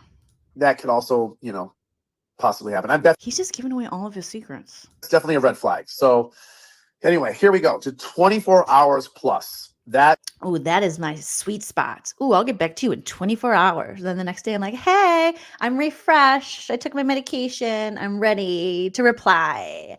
Dopamine is high. Let's do this. is just a huge red flag, and you need to write them off. Damn. They're dead to you. It takes them 24 hours to reply. They're dead to you. I mean, maybe if you had plans and then he wasn't getting back to you, but if it's just like a text, like, hey, what's up? Maybe you're busy. Maybe you're busy. You don't owe anybody anything. You don't owe anyone a response. And that's what I keep having to remind myself, but I do feel guilty. Like I don't owe anyone a response, and nobody owes me a response. Any guy or girl that leaves you on red or delivered for a full day, unless there's some kind of crazy story, like they got rushed to the hospital or their dog died. I mean, honestly, even if the dog. So if you are not in the hospital or your dog is dead, you do not have an excuse, according to Jax Taylor. Oh my gosh. Right, Julia? Julia says, I'm sorry, but Brittany has her work cut out for her trying to undo all the crap Jax is going to try to teach their son. It's ridiculous. Krista Marie says, Jax will never stop jaxing. He's been saying, I'm a work in progress every reunion for 10 years. And he's still saying that. It's the same shit. Jax, you're a walking red flag. You need to change the title of this podcast. This isn't the every man's podcast. This is the toxic man inside a toxic man's brain. Guy, they still have their phone on them, right? Like, even if you go to the hospital, you still have your phone on you because you're. Sure, she was unconscious, but what a bitch. What a bitch. She didn't get back to me. She was at the hospital and she was unconscious, but you still have your phone on you and you still can, like, someone could have moved your finger and said, hey, I'm in the hospital, might die. If I don't, I'll text you later. Sexy. And, she could at least have someone send me a tit pic. Calling people, it's an emergency, right? They could text you back saying, listen, my dog. Oh my God. You know how hard it is to say when you lose a pet? I just had this, which ended up being like a funny situation to me because I just look at things in terms of their comedic value at times. And shout out to my friend Busy Blue. Love Busy Blue. When Tilly passed away, we were going to do, I think it was the same day we would do a sip and key, or the next day was going to be, was it? I forget. Anyways, I text him to be like, hey, Tilly passed away. Just want to let you know I'm probably not gonna, go live, or be able to go live on Sip and Key or whatever. And then Busy texts back, I hope Tilly feels better. And I'm thinking, okay. And so I wrote another text. I said, hey, we had to put Tilly down. She was sick and had kidney disease, and yeah, we had to put her down. And then I didn't hear from him till the next day, and he texted me back and he said, hey, good morning. Hope Tilly's feeling better. Because I couldn't bring myself, Dave, to say the words. Like, my loved one, my pet is dead. I couldn't bring myself. Thank you, Chum. Dave's getting grounded. Bye, Dave. I love you. You're so sweet. Bye. I couldn't bring myself to say those words. So finally, I had to text Busy back, and I said, Tilly's dead. Like, I think I put it in all caps. And he was like, oh my God, I'm so sorry. I misread your text. I'm like, you misread 2 of my texts. So the point is, and then me and Busy had a laugh about it, because you got to laugh about these things. He just misread it, and it happens. And so for Jax to be like, for someone to say right away, hey, my dog died. You know how hard it is to, like, say those things out loud? That's why we have other terms to be like, they passed away. They went across the Rainbow Bridge. They, we had to put them down. Because saying, like, this person, this fur baby I love is dead, it's hard. It's extremely difficult to say. And I couldn't even write it. I couldn't say it. I couldn't write it. It was too much. So for Jax to be like, just tell me that your dog died. First of all, it's not just a dog. It's my family. Okay? My fur babies are my family. Right, Cordelia? So I'm just like, what the hell? Thank you, guys. I appreciate that. I appreciate it. We got Tilly. She had a wonderful life, and we're so lucky to have her for the 14 years we had her. And she was just the best, producer Tilly. and we got her ashes were sent to us recently, and we got a little paw print of her, and she'll just, forever be this huge part of our lives that we'll always miss. And you guys know, if you're a fur mama or fur papa, you get it. These animals, I like these animals more than I like most people. So it's just, one of those things that unfortunately we outlive our pets, and it's tragic. I think they should live longer than all humans. But yes, RIP producer Tilly, she's the best, and Jax is psychotic. This is crazy. Dog died. There's really no excuse, really. They should be out. They should be dead to you. For Jackson, they should be dead. This person should be dead to you. Unless they're willing to say their dog's dead, they should be dead to you. Forget about them and just move the fuck on. So why I leave some people on read and others on delivered? Okay, so you say don't do that, but you're going to tell us why you do that. Sasquatch, thank you so much. Sasquatch always coming in and gifting the chat with memberships. I appreciate you so much. Sasquatch just gifted 10 memberships to my channel. They are chosen randomly by YouTube. Make sure you have your within your YouTube channel, your account, you have it selected that you can accept gifted memberships. Congratulations to those of you who got a membership. Enjoy the emojis, enjoy the bonus content and all that stuff. Thank you so much, Sasquatch. That was so sweet. And let me know who was the wonderful winners in the chat. If you were one of them, let us know. And thank you, Sasquatch. So I recently, and my friends will yell at me about this, and who I do this a lot to is my manager, my publicist, when I don't want to get back to them, and they're going to listen to this and they're going to be pissed. Oh, so you do it to your manager and your publisher, or wait, your publicist, not your publisher. You couldn't, right? No offense, all offense. But if someone you're kind of casually dating doesn't get back to you within an hour, 15 minutes, or especially within 24 hours, they better be dead. Because they're already dead to you. Oh my God. But I recently realized that you can turn off the red. And I thought you weren't going to tell us about this, Jaxie. The reason I do this, I mean, if it's for a girl. Are we dating girls or are we dating women? Are we boys to men, ABC, BBD? What's happening here? He's always saying girl, girl, girl, girl, girl.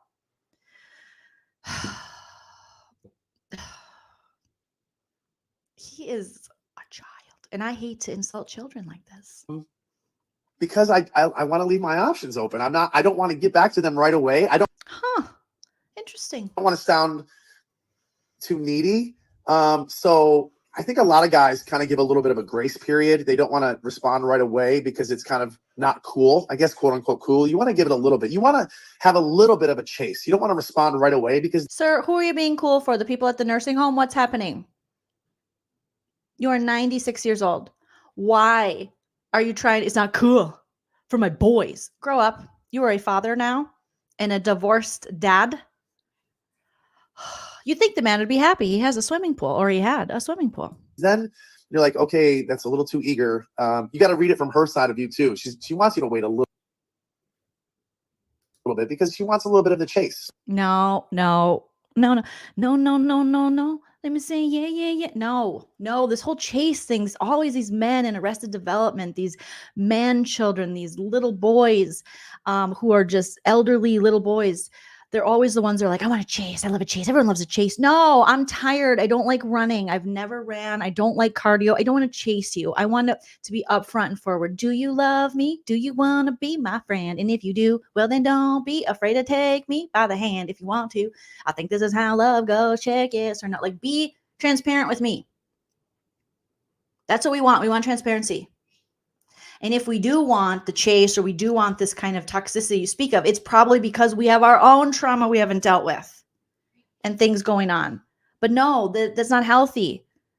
I don't want to. No. Don't. You don't got to chase me because I'm not running. I'm not running. And I don't want you to be running because I'm not chasing you. Okay, I don't even own running shoes anymore.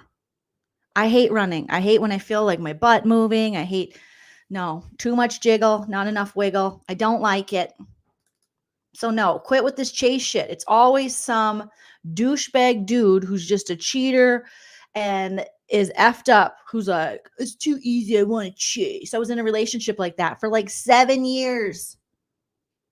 and we ended up going to couples therapy. I mean, we were already broken up when we went to couples therapy, but my therapist said, just do it so you don't go back to this asshole. And he said, Jolene's too available. I want a little bit of a chase. After 7-8 years, chase me where? We live together. What are you going to, what am I supposed to run away? That is not healthy. That's weird. And that's weird on your part. I'm available because we're in a relationship and we're there for each other. I want that kind of security. That's why I got in a relationship. If I wanted to chase people, I'd just be out in these streets like, ooh, come here, you know, looking for balls, but I'm not. Right? It was like, it was the crazy. And it was that moment I was so happy that that therapist told me, like, just come see me with him because he had already cheated. And I was like, I'm done. She's like, but in a lot of these situations, women will take the guy back. So bring him to a couple therapy sessions just so, you know, you don't get back with him. And she was able to ask the right questions and the right things. And I was like, when he said Jolene is too available, I want to chase her. I was like, okay, goodbye.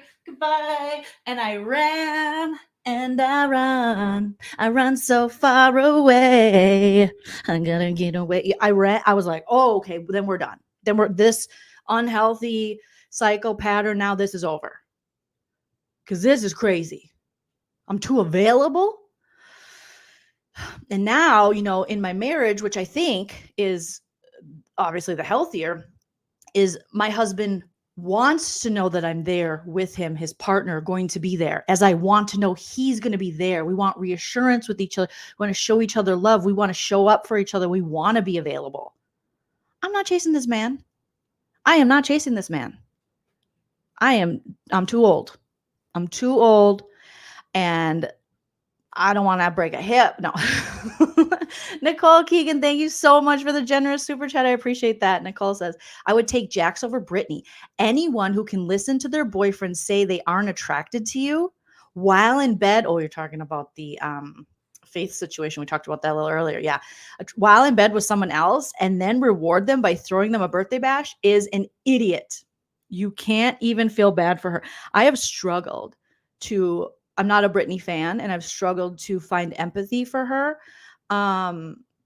previously, because I do think a lot of what Jax and Brittany did is they were both very fame hungry, and they both were willing to kind of do anything to stay relevant and stay in that reality circle. I also think Brittany she's just not my cup of tea. You know, it was she's so sweet. Everyone's like, she's so sweet. Is she? Is she though? Is she? But I still don't think anyone deserves a Jax. But Brittany did. I mean, she signed up for this. She definitely came into this. And I think there was definitely an element where she wanted this kind of lifestyle. But yeah, it's rough, but I do still cheer for her over Jax. I just will. I'll just always, you know, cheer for women over toxic men. But it's not that Brittany doesn't have her own toxicity and issues. So thank you, Nicole. I love hearing your perspective, and thank you for the super chat. Wanda Lee, thank you so much for the super chat. Wanda Lee says, my body jiggle. It doesn't fold, but it wiggles. My body don't jiggle. It folds. I'd like to see you TikTok, right? For sure. Driving in my Prius. You really have to see us. 6'2" in a compact. No, okay. I remember doing that with Lucy. Yes, Brittany's so fame hungry. Bear tries. Good to see you, Pamela B. Yeah, Brittany wanted the boobs and the LA laugh. Christina says, oh my God, Jax on Behind the Velvet Rope. I see a video right here on the side.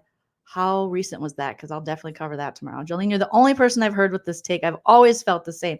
I know everyone wants to be like, oh, Brittany, she's how sweet. Is she? Can I get some proof? I don't think just because you have a little cute Southern accent or Kentucky, just because you got the Kentucky muffin accent, that doesn't mean you're sweet, you know? I think her and Jax actually have quite a bit in common when it comes to how they feel about people and just how cutting they can be, you know? And Not that kind, right? I don't buy it either. Bear chase. I don't buy it for 1 second. You are not with a man like this, and you don't share something in common with him. I think they both talked a lot of shiz about people. And but Jax looked at Brittany as like a way for him to get out of, to kind of save himself in the reality TV world, to improve his image. And Brittany looked at him as like the golden ticket. So the Kentucky Muffin. So that's me. That's what I think. All right, now let me get into some other questions. When is it the appropriate amount of time to sleep with a guy? Ooh. And still keep them Don't interested in answer. you? This is a tough one. I think it depends on a lot of things. If I was a girl and I saw a guy like myself coming your way, I would stay far away from me. I'm going to get myself in trouble from this, because now people are going to see me and just judge me like crazy. But when it comes to romance, yeah, stay far, far away. Do you want to hang out? Cool. In a group setting? Sure. But, no going back to the guy's home. That's for sure. Not right off the bat anyway. Just hang out in groups. Quit telling women how to use their vagines. Did a woman even ask this question? Also, if a woman did, why are you asking, Jax, when you should lay the pipe, have the pipe be lay on the pipe, straddle the pipe? Why? He doesn't even know how to use his pipe. Settings, as far as romantically, no, give the guy a little bit of a chase. Don't give it up. Oh, here we go with the chase. Oh my God. If it's not a Chase credit card, I'm not interested. Okay. If it's not a Chase credit card with a low APR and or 0.0% for 12 years with the option to transfer balances, I'm not interested in this Chase shit, sir. You're 100. You are Betty White years old. Up right away. I know that's hard. Okay. That's what he said, she said. Because sometimes you like the guy and you want to go home with him, and yeah, sometimes you're horned up. You just want to have fun, and then you end up being like, fuck, what did I do that, and then, oh my God, is he going to call me? And yeah, and am I going to be able to get back to him within the 10 to 15 minutes he requires me to get back to him without me being dead or having a dead dog? Yeah, there's just a lot of red flags there if you sleep with him too early. But oh my God, you are the sleep with them too early guy. That's you. That's what you do. You're a slut. Let's slut shame Jax Taylor. Let's normalize slut shaming men. Let's normalize slut shaming men. What are you talking about? Why do the worst dudes in the world have the biggest opinions on what women should do with their bodies? It's ridiculous. I don't care what you say about this. Why would anyone care? Did he send this question in himself? I don't believe there is a human female, living, conscious, consensual, who would send a question to this man like that. Why? He sent this to himself. Oh my God. Nobody needs your permission or your timeline. Nobody wants it. Oh. It's really a judgment call. It really depends on what you're looking for. And you have a lack of judgment. You don't have good judgment. Now, if you're looking for just a hookup, yeah, go right ahead. But if you're looking for some romance in a relationship, you got to hold back and give him a little chase. Like, make it a little hard. Oh my God, this chase. If it's not Paw Patrol chase from the Paw Patrol, I'm not interested. Shut it. That's all Jack should be worried about, really. He has a young son. He should only know about the Chase credit cards, which hopefully he's paying off, and also chase from Paw Patrol. Paw Patrol, Paw Patrol. No pup is too big. No pup is too small. You should be studying Chase from Paw Patrol, not chasing random hoes with fake titties you bought for him. Don't respond to his calls right away. Like, play a little hard to get. Guys like that. I'm sorry, what? I'm sorry, what? I'm sorry, what? Yeah, the running again. Run a marathon, dickhead. He keeps talking about chasing. Why don't you go train for a marathon? Why don't you run away from our TV sets? That made me sound old. But yeah, our TV sets, our phones, our social media. This dude. Oh my God. Guys like it. But yeah, toxic men like that. Not like regular ass dudes. They don't want to chase people. I find that impossible to believe. I know me. I like it when, there's a little. And whatever he likes do the opposite. A bit of a chase, or she doesn't show me all the attention. Maybe she's a little mean, or she's really short. One word answers. Is Jax telling us that he's into a little bit of the, I was gonna say the ASMR. That's not what it is. The BDSM. Does he like when a lady takes her spike heel and he licks her dirty feet? Because we know he's into the feet, allegedly. And it's like, you're nothing. You're little. You're worthless.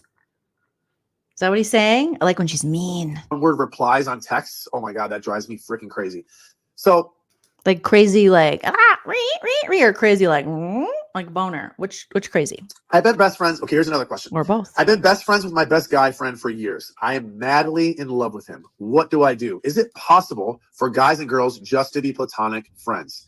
I don't think that's possible. I honestly don't. And this is going to get me in trouble too. Maybe in the beginning, I would say yes. And when I say the beginning, like the very, very beginning, because I don't know, because the guy's usually going to want to have sex, and he's not going to be open, like that open to tell you everything, because he wants to keep the option he wants to keep the option open to sleep with you. It's so hard to put, like, you watch these movies and these guys, these rom-coms, right? And they all have these guys with these girls, right? And they're all best friends. And what happens? Usually by the end of the movie, they fall in love with each other or they hook up, and that's usually what happens. But I just honestly don't think it's possible. Now, I hate to say this, and like I said, this is going to be bad, but every time that I've had a girl that's been a friend, I eventually slept with them. And one girl was my friend for 3-4 years, and we were literally, she thought I was disgusting, but we were best friends. Like this is back in my Playboy days, like in my 20s. This is like when I was 25, 26, 27. This was, and I actually, yesterday. My Playboy days are still happening. You think you're like Hugh Hefner, who was a trash bag himself.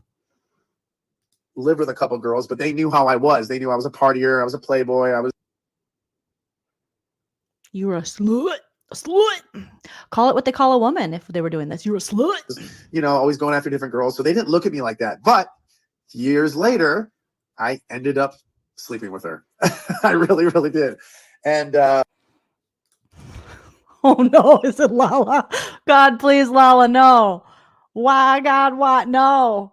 Is that Lala, is it? Oh no. They not like us. They not like us. They not like us. I heard actually mixed reviews on Joleen. Oh, Joleen was excellent. What are they saying? If you think, James, that every single one of us has not put ourselves in Ariana's situation, you're out of your goddamn mind. I'm just asking. The difference here is you don't get to roll up on people and tell them you don't get to kick it with Tom Sandoval. But I'm gonna go home where he sleeps, I sleep down the hall. It don't work that way. Could you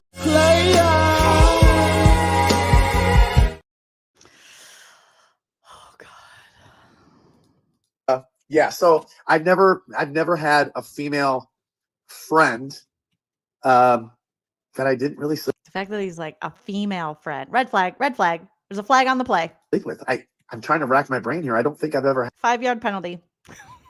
No automatic first down. have. No. So no. So I don't think it's possible to answer your. Brittany, how many girlfriends did he have?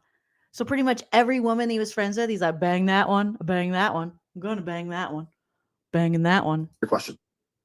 Let's discuss something we all care about. What's on your feet? And no, by the end of That's what you care about, sir. That's what you care about. You little foot fetish guy. the day, we're all sick of feeling like you're. So I've been using the G-Defy shoes for I'm trying to skip ahead of these ads so a long. while, and it's like I have the all. And like I said, He's talking about relationships and sex and being cool while also talking about having shin splints and plantar fasciitis. Sir, no. He doesn't realize like the train has left the station on the coolness, the youth, all that. Leave that to the baby kids, okay? You should be progressing into this next chapter of your life where you don't have to refer to people you date as girls and try to be cool and talk to my boys. Oh my goodness. you're walking on air. So if you're still walking, use reality hit. How do I find out if a guy I'm seeing, when I said seeing, I guess gone on 3 amazing dates. I guess, is that categorized as seeing somebody going on 3 dates? And Yeah. like, who says that you're seeing each other? That's another question I have. Everybody. So how do I find out if the guy I'm seeing quote unquote, been on 3 amazing dates. I don't know if that categorizes as seeing somebody. I guess that's all relative. Jax is really having a hard time with that. What is that seeing? Because I've seen women 3 times. I'm not dating. I'm not seeing them. I mean, I saw them, but I'm not seeing them. He's really bent out of shape about this lady, allegedly. Whoever's asking these questions, I think it's just him or his producer. Brittany's just asking these questions, I think, at this point. She's in the back. She's like, bear chase, Jax. How long does it take for you to like a bitch? But he's really upset about this person's situation. He's talking to more girls than just me. Now, you should just fucking ask. Just fucking ask. That may turn a guy off, though, you know, on 3 dates. If you're like, holy shit, it's only been 3 dates and you're already asking if I'm seeing other girls, that might deter some guys. I don't know. If it was me and she asked, I would be like, holy shit, this girl wants a relationship. So I guess it's all, you got to read the situation, I think. Consistency too. If a guy's into you, he's saying good morning. He's calling you after work. He's talking about future plans. He's consistent. You know, he wants to. If he doesn't say good morning, he's dead. He's dead to me. He's dead. If he doesn't call me back in 6 minutes, he can text me back. It's a 6-minute challenge. You're dead. You better be bleeding on the ground. Together with you, wants to spend time together. He's texting you. You know, when he's not into you, he's not, you know, consistent. So he's not showing a lot of interest. Again, that sounds like your whole marriage with Brittany. Not consistent, not showing a lot of interest. He's, you know, going back to, he's keeping his options open. So here's another one. Question number 5. So I had an incredible date with the guy. We made out definitely not Jax. Before he dropped me off, said he definitely not Jax. He can't wait to see me again, and he's left me on red all day now. Why? Help. Oh, again, I mean, this is kind of similar to the other one. It really depends. Like on diapers, depends diapers. Some guys are different in this. Like if he responds right away, maybe he's doing it like he doesn't want to seem like he's needy. Maybe he's kind of playing the game. A lot of guys like to play the game. The whole game of it is what is this, 2001? What is this? He's going to be the type of guy that's like, guys love to neg. You know, it's that negative kind of thing. We're like, you stink. Your feet are big. And it's negging. And that's how we flirt. He's like those pickup artist guys from the early 2000s and the True Religion jeans. Like he's still living in that era. And we have far progressed, hopefully, beyond that. I mean, if you're looking at the TikTok, try giving this advice to any of the TikTok generation, to anyone who's not a Gen X or elder millennial, and they will look at you like, I mean, even us, a lot of us here are elder millennials or Gen X or boomers, and we're looking at you like, what the hell? And we were, you know, kind of conditioned to believe that, you know, this is how guys are until we woke up and we're like, no, this is how like toxic men are. This is they can do better. You got to do better. But try saying this to like a Gen Z. I mean, I don't wish this upon the Gen Zs having to deal with him. It's bad enough our generations of women had to deal with him, but they will literally, you're going to be on trial. You're going to be on TikTok trial. And I can't wait. I hope the young TikTokers get a hold of this and just roast him up far better than I ever could. It's kind of the fun part. It's a toxic trait. And a lot of young guys, well, a lot of old guys do it too. They kind of just, you know, want to leave it alone the next day because they want the girl to chase. They want the girl to. What are you, Parker from Buffy the Vampire Slayer? Season 4, Parker, remember him? You know, Buffy finally gives it up to him. And then he just ghosts her, leaves her. You know, he's like, I thought we were just having fun. After he shared all these things about losing his dad or something. And then he was hooking up with other chicks. And she was like, I thought this meant something. And he's like, no, I mean, oh my God. And then he made the joke about, you know, freshman girls, they're like toilet seats or something. And then Riley punched him in the face. And that's when Riley won me over. I know everyone talks shit about Riley on Buffy the Vampire Slayer, but I did enjoy watching him punch Parker. Season 4, Buffy the Vampire Slayer. Be a little eager. But then again, it's a tricky situation because if you're too eager, then that's a turnoff as well. So, oh my God, it's like you can't win. Don't be too eager, but don't be not eager. But don't be too eager where it seems like you're not eager, but you don't want to not be eager. But if you're too eager, you're a slut. If you're not eager enough, you're a mean slut. So it's either be a slut or be a mean slut. Either way, you're a slut and you lose. And I'm probably fucking somebody else. Like I feel like this is basically the message of the whole podcast. I would let it go. If this were me, If I were you, I would let it go. You made out after a date. I mean, I kissed a lot of people too and not called them back. I don't think kissing is a really big deal. Fun fact. You know what I like? It's probably why you're divorced. The men who are like, I don't like kissing. Red flag or a sign of halitosis. If I were you, I would let it go. You made out after a date. I mean, I kissed a lot of people too and not called them back. I don't think kissing is a really big deal. Fun fact. You know what I like to do when I go on dates? I kiss them right off the bat. No joke. The last Harvey Weinstein, calm down. What? This is giving me like, you kiss him right off the bat? I grab him, I kiss him. I don't care. Like, you just see him on a date, and you just, I want to say 3 or 4 dates, I've kind of just threw them for a loop. If you kiss the person like right off the bat, especially if you were like, say you were like texting each other for a while before you've gone on the date. Like for me, before I've been on a date, I would like get a hold of the girl and we've been texting for like 3 or 4 days, right? And we're planning the dates. So now we have a good rapport. And I've gone in for it right off the bat. Like when I picked up a girl, I would just grab her face and kiss her. This sounds like grab her by the pussy. I just roll in, I just grab her by the ussy. The fact that he's admitting, like, I just freaking grab her. I had no consent, nothing. I just and lay one on her. But I thought you said kissing is not important. And again, I mean, should it surprise me that this guy is just going in and assaulting people's mouths without consent? No. Or consent and in sync and consent? No. Holy shit. This, right, Bright Art? It just feels like it. Then I grabbed her by the tongue with my tongue. I was like, ugh. That is so on brand for Jax, but also terrifying. So you just show up for a date. He just rolls up on you like, and you're like, what? What? Can you imagine him and his old man lips just coming at you? Him and his third nose job just, I thought you'd like it. No, I'm not ready. Jax, this is 2024. We've now decided that women have choices, kind of. And consent is important. You can't just roll up on people and tongue them.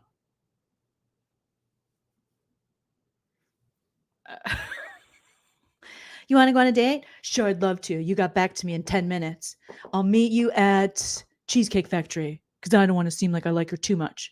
Also, bring your debit card because I'm not going to be expected to pay unless you're willing to put out, and then I might consider paying. Okay, it depends on what size you are. Anyways, see you there. Okay, then I'm so excited to go on a date with this guy Jax. He's on a TV show. Yeah, and he owns 12.5% of a bar allegedly. And then he walks up. She's like, "Hi, nice to meet you." You're like, no.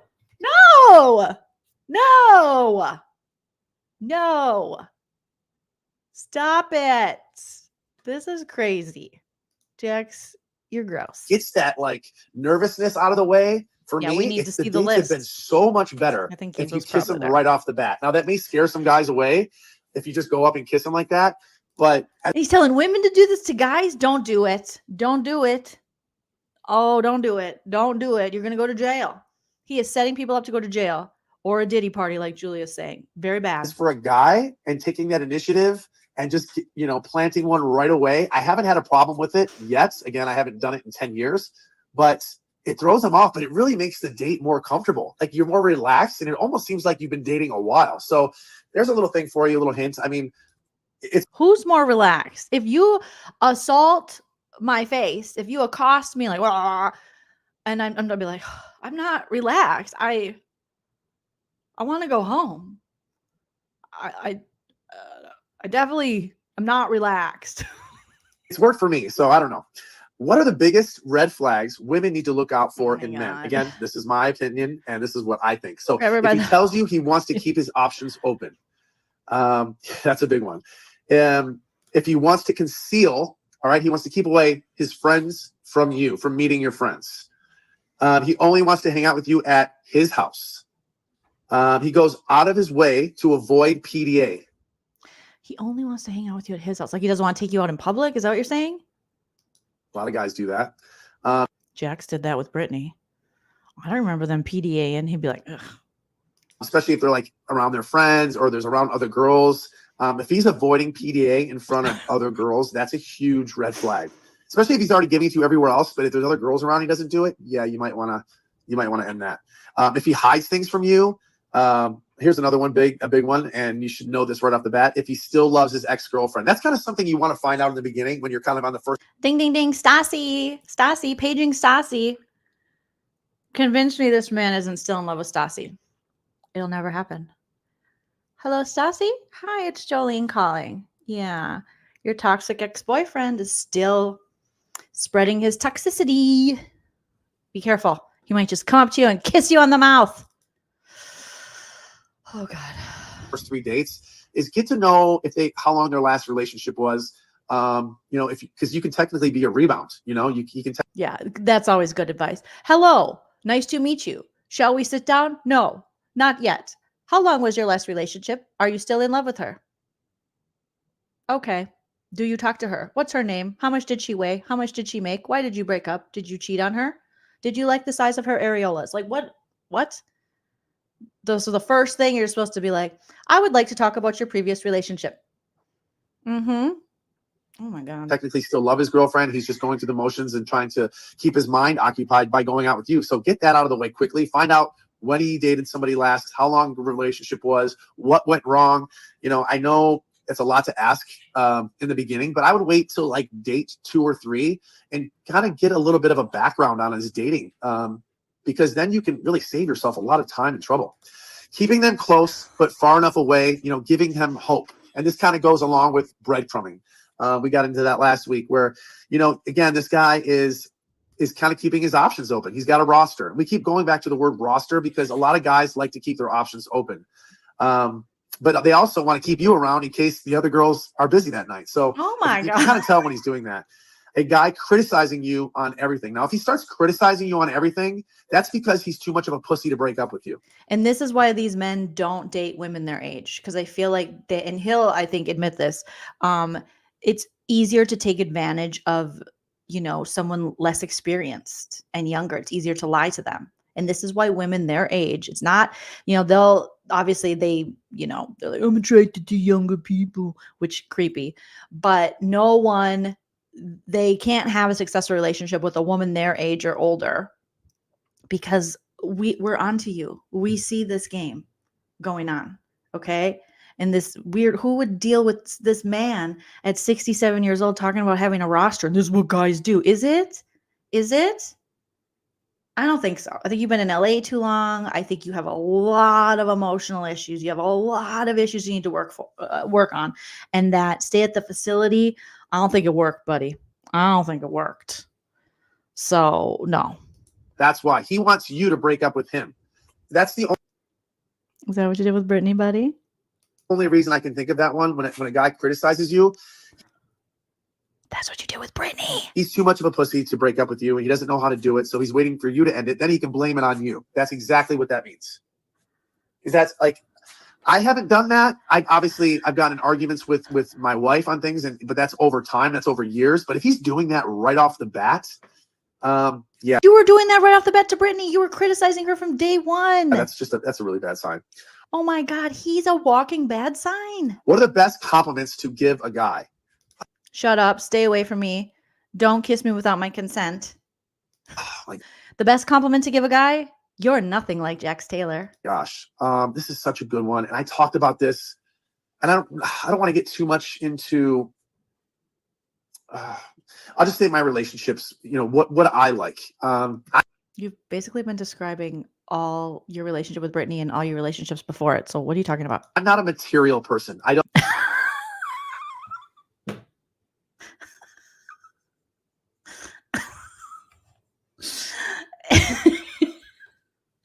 I'm not a material sir.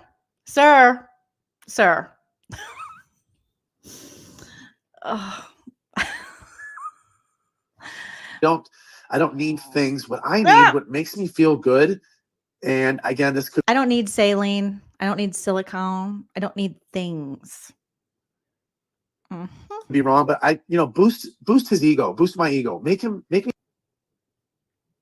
feel good about myself. No, you make you feel good about yourself. You do that. It's your responsibility. Only if you're deserving. Would someone say something nice about you and you're not? I think when a woman, now, if you're in a relationship and you make your man feel good about himself, if you make your man feel good, he gonna what do I get? you know, and it should go both ways. Obviously, yes, of course. Oh, and he's like, oh yeah, I gotta think about the bitches. Yeah, be nice to the bitches too, not just the man, but definitely stroke your man ego and their pants and the bitches too, even the fat ones. Okay, yup. I mean, this. Obviously, it really depends if you're married or if you're, but if you're just started dating somebody, make them feel good. If you want them around and you want to hook them, I guess you can say is hook them. Is he talking about prostitution?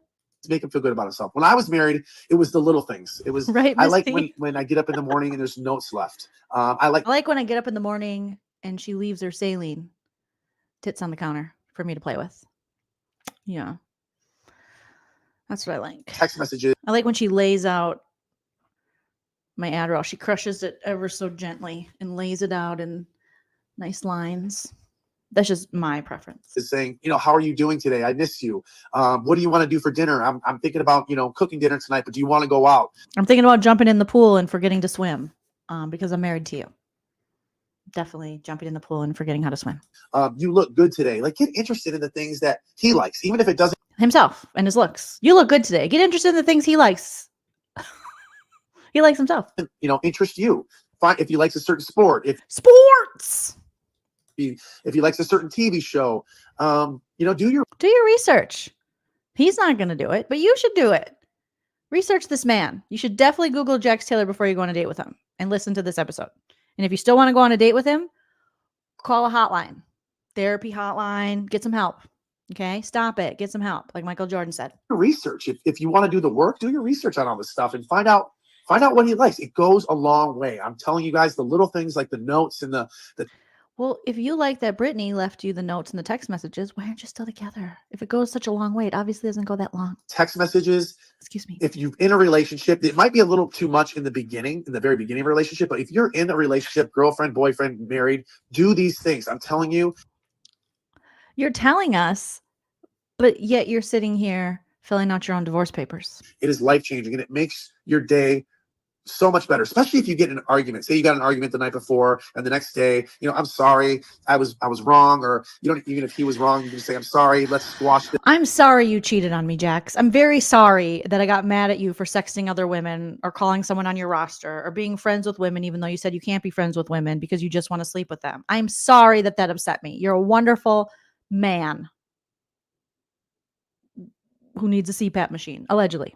Let's move on. Life's too short, or let's go. Life's too short for me to care that you're putting me down, calling me an alcoholic and fat, and texting other women pictures of your wiener. Grab dinner tonight and forget about what happened. Stuff like that, because like I said, life is too short, and pick and choose your battles. Really, really pick and choose your battles. If it's something that's not going to change the world, don't fucking bring it up. Don't argue about it. Maybe store it in the back of your. I think a lot of girls do this. They store a lot of stuff. Jesus, they don't, and they'll bring it up later. And they'll bring up something from oh yes, we're just storing things. Just all of the pain. I'm still storing that information about when he slept with my friends and then was recorded saying awful things about me after sleeping with said friends. I guess I'm just storing that. I'm storing it. Oh my God, Wedgie, I hate him. Who doesn't? 10 years ago. But like I said, don't hold on to things. Oh my, like I said, pick and choose your battles. A lot of guys are just, they get frustrated. A lot of guys make stupid mistakes. So stupid mistakes like stealing material things like sunglasses in Hawaii and getting caught and embarrassing your girlfriend and then having to be bailed out, like Nicole Keegan is pointing out here. He's a non-material person who stole things, who admitted to stealing things, expensive things. He didn't steal cheap things. He didn't go in Walmart and steal Walmart sunglasses. That's for sure. Been married for 6 He's not materialistic, guys. 6 years, having an affair with a colleague in my office who is also married. I love my wife, but I also feel really attached emotionally and physically to my colleague. Any advice? Okay. Obviously there's a chase to this. This is as soon as this is how I'm gonna break this down. There's a chase to this. The fact Are we back to chasing? The fact that it's risky, that's the excitement of it. In my opinion, that's half of it right there. That's 50% of why people do this, because it's risky, it's dangerous, you're living on the edge. It's like a ticking time bomb. Like, you never know if someone's gonna find out. Like for instance, Sandoval, right? He's been having this affair for, I don't know the exact amount of time, but he's had Ooh, still using Tom Sandoval to get people to listen to your podcast. the affair for a long time. What happened? As soon as everybody found out, they were done. It wasn't fun anymore. They weren't getting away with it. So, it was very, the high of the riskiness and the having an affair is very, very short-lived. It's a ticking time bomb. There's going to be a time where it's going to explode. There's never going to be a time where they're not going to find out. Like, it's going to happen. The world is too small. There's social media. There's cameras. People love to talk. It's not. People love to talk. When you're just putting it out on Front Street and blatantly cheating, people just love to have an opinion about that. How dare they? Not a good idea. It's very dangerous, and it can cause a lot of problems. So it's only not a good idea because you'll get caught, is what he's saying. People love to talk. It's on social media. But definitely cheating isn't the bad idea. It's, only because nowadays it's just so hard for cheaters. It's just so hard for us cheaters. Especially if you're married. My God, if you're married going through this, oof. Do guys instantly write back to a text without giving much thought to a new girl they are seeing? Or do they methodically wait to make them crazy and wanting more? Let me see. Do guys instantly write back to a text without giving much thought to the new girl? Okay. This depends on the situation. I play both of these. Okay. If she's a normal girl, Yes, I don't King. play those kind of games. What? If it's a girl that knows she's super hot and knows What? If she's a normal girl. What? I don't play those kind of games. If you're normal, whatever normal is. If it's a girl that knows she's super hot and knows that all the guys want her, then I'm definitely more strategic. I punish her. Ew. that all the guys want her, then I'm definitely more strategic. And you can tell If she's an uggo, I'll text her back because I feel bad for her, but if she's pretty, I'm gonna make that bitch suffer. She doesn't care. You know how many times I just saw a thing on Instagram about this, like pretty women, men who think they're like, I'm going to be mean and I'm going to play games with a woman that would be considered like traditionally or whatever, pretty in today's beauty standards, like one of the beautiful people. Then I'm gonna make it hard for her. I probably shouldn't have said that. That I'm gonna punish her. I'm gonna be mean to her. I'm gonna treat her like shit. And it's like most women who are who are beautiful. Most women in general, we've all been like hit on enough because they're, there's quite a few Jaxes out there. And, but like beautiful women, they get hit on so much. They're not even paying attention to you. They don't care. Are you going to punish her because you feel inadequate because she's so beautiful? So you feel less than because you're intimidated by her beauty? But if she's just like a normal bitch, whatever, it's like kind of uggo, then I'll like throw her a bone. But if she's beautiful, nah, that hurts my ego, bro. So I'm going to be mean to her. I got to be different. Can't treat her nice. This is ridiculous. Guys can tell the girls that are like that. Girls can tell the guys, especially if you've scoped out their Instagram, you've done a deep dive. Ew, stalker. You can tell the girls that that you got to play a little different game with as opposed to, other girls. Okay, here's number 12. You got to play games with other girls. Who made these rules? These rules are horrendous. Horrendous. Emphasis on the whore. David Cushmore, thank you so much for the super chat. David said it's going to be a long night. Election day. Let the best person win. Timberwolves win last night. Go Vikings. Yes, we had a big wild win and a nail-biting Vikings win where I was like, what's going on? Sorry. Dates for a few weeks, then he ghosted for a week and randomly texted like nothing ever happened. Do I see him again? What do I say to him? Do I call him out? You should definitely call him out. I've done this many, many times. Again, we're going back to the old thing. There's a roster. Not the roster, sir.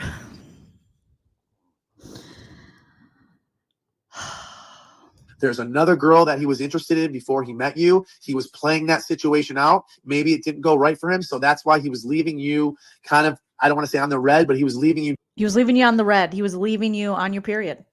Once, if you're bleeding, bitch, I'm out. Like, what is this man talking about? Dangling because or maybe he liked both of you and he kind of wanted to see if he could play both of you at the same time. Maybe. What is this, like the worst rom-com you've ever seen? Is this like some weird comedy aimed at problematic men? What's happening? She went on vacation, so now you're available.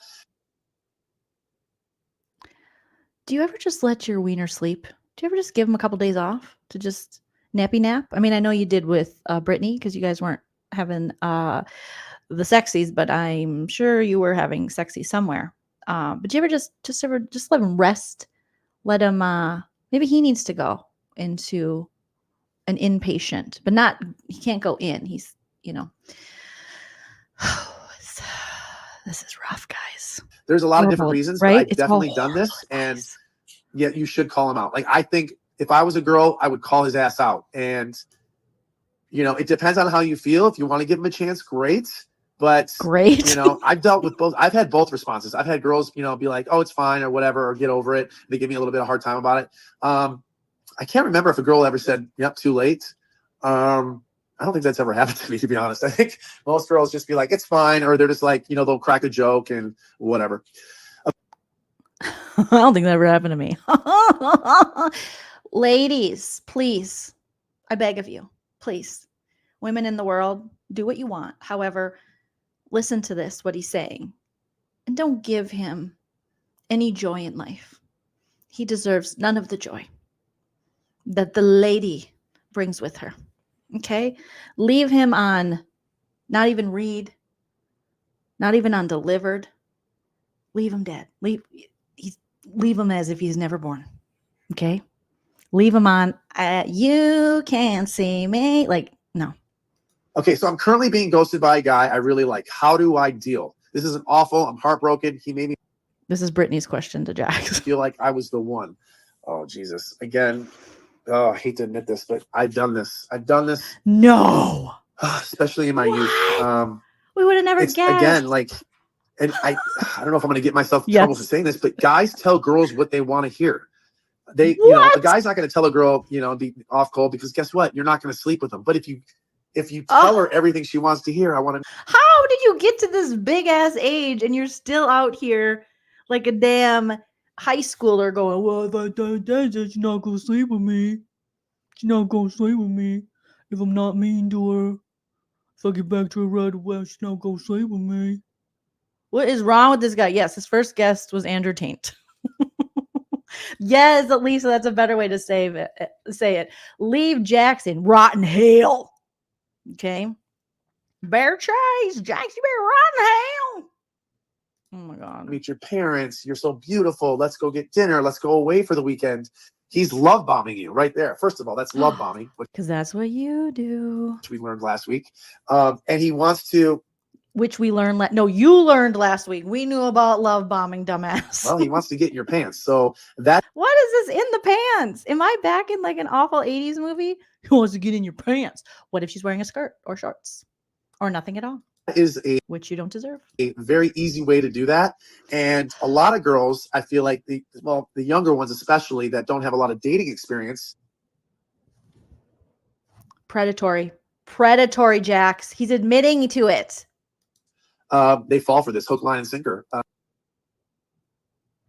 Because he's fishing. They think they met the one. They think, wow, he's telling me all this. He really loves me. But, you know, you could be dealing with a con artist. You could be dealing with a player. Oh, because Jax Taylor. That is a token player move right there. If he's telling you this right off the get-go, this goes for any guy, any girl. If he's love bombing you. Right? And he thinks he's like dropping knowledge. And we're like, yep. You're just telling on yourself at this point. That's all this is. This is you just telling on yourself repeatedly. It should literally just be like, here's all the way I'm toxic. Avoid people like me. That's the podcast. That's the show. But he's like, yeah. Have you guys heard of sexting? Okay, let me tell you. Guys will just send you pictures of their genitals. I know. Be careful. They're not all good looking. All right. I just send a girl my genitals right away. Just like break the ice, get out of the way, unsolicited. Just like a kiss, just lay it on her. You date number 2, 3, whatever, that he's lying. He is completely lying, and you should be a little concerned. Maybe call him out on it. Be like, are you serious? Okay, I want to try to start like a new movement here as we head into the 2025 season. So no more ghosting. Okay, guys? No more ghosting. It's absolutely everywhere on my TikTok feed, and I can't believe how much this is still happening. You know, I've admitted it. I've done it before many, many times, probably too many times to count. But like I said, from the start, if I can help any of you guys in any way not to make the same mistakes, that I have, that's what we're trying to do here. So that's why I'm doing these episodes. Hopefully you guys can get. Sir, you can't help anyone if you can't even help yourself. If you are still doing the dirty deeds and being a whole ass dirtball, how are you going to help people? You are just giving people tips, and you're just giving women reasons not to date you, and you're giving men tips to be toxic, and you're telling on yourself. How are you going to help anyone? You can't help yourself. You can't help yourself out of the hole that you're in. You can't help yourself out of the, back alley bar that you have 5% in, allegedly. Okay. How are you going to, you can't, these people that it's like the Rachel Raquel of it all. I just want to help people except for Lala. I just want to help people so they can understand the mistresses side of things. It's like, what? No, help yourself. Help yourself. You can't help. How are you going to help me? How are you going to help us? Oh my goodness.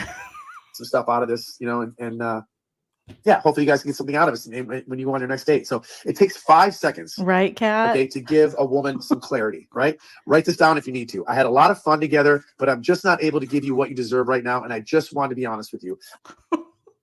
Write this down, guys. Write this down. Okay, I'm about to drop some knowledge. Dim the lights. I'm about to do a poem. Okay. Let's get it. It's me. It's Jax. Normally, I would ghost you, but today, I'm not going to trick you any longer. It's me. It's Jax Taylor, the old guy who was creeping on you at the bar. And then I realized you don't have a car. I need a bitch with a car because mine might be repossessed because I'm out of my spending limits. Anywho, I just want to tell you that just know you're great. I mean, you're kind of great. You're also kind of fat. So I'm not going to call you back. But I'm not going to ghost. Thank you. Jax Taylor. I mean, what? Write this down. Write this down, fellas. Okay?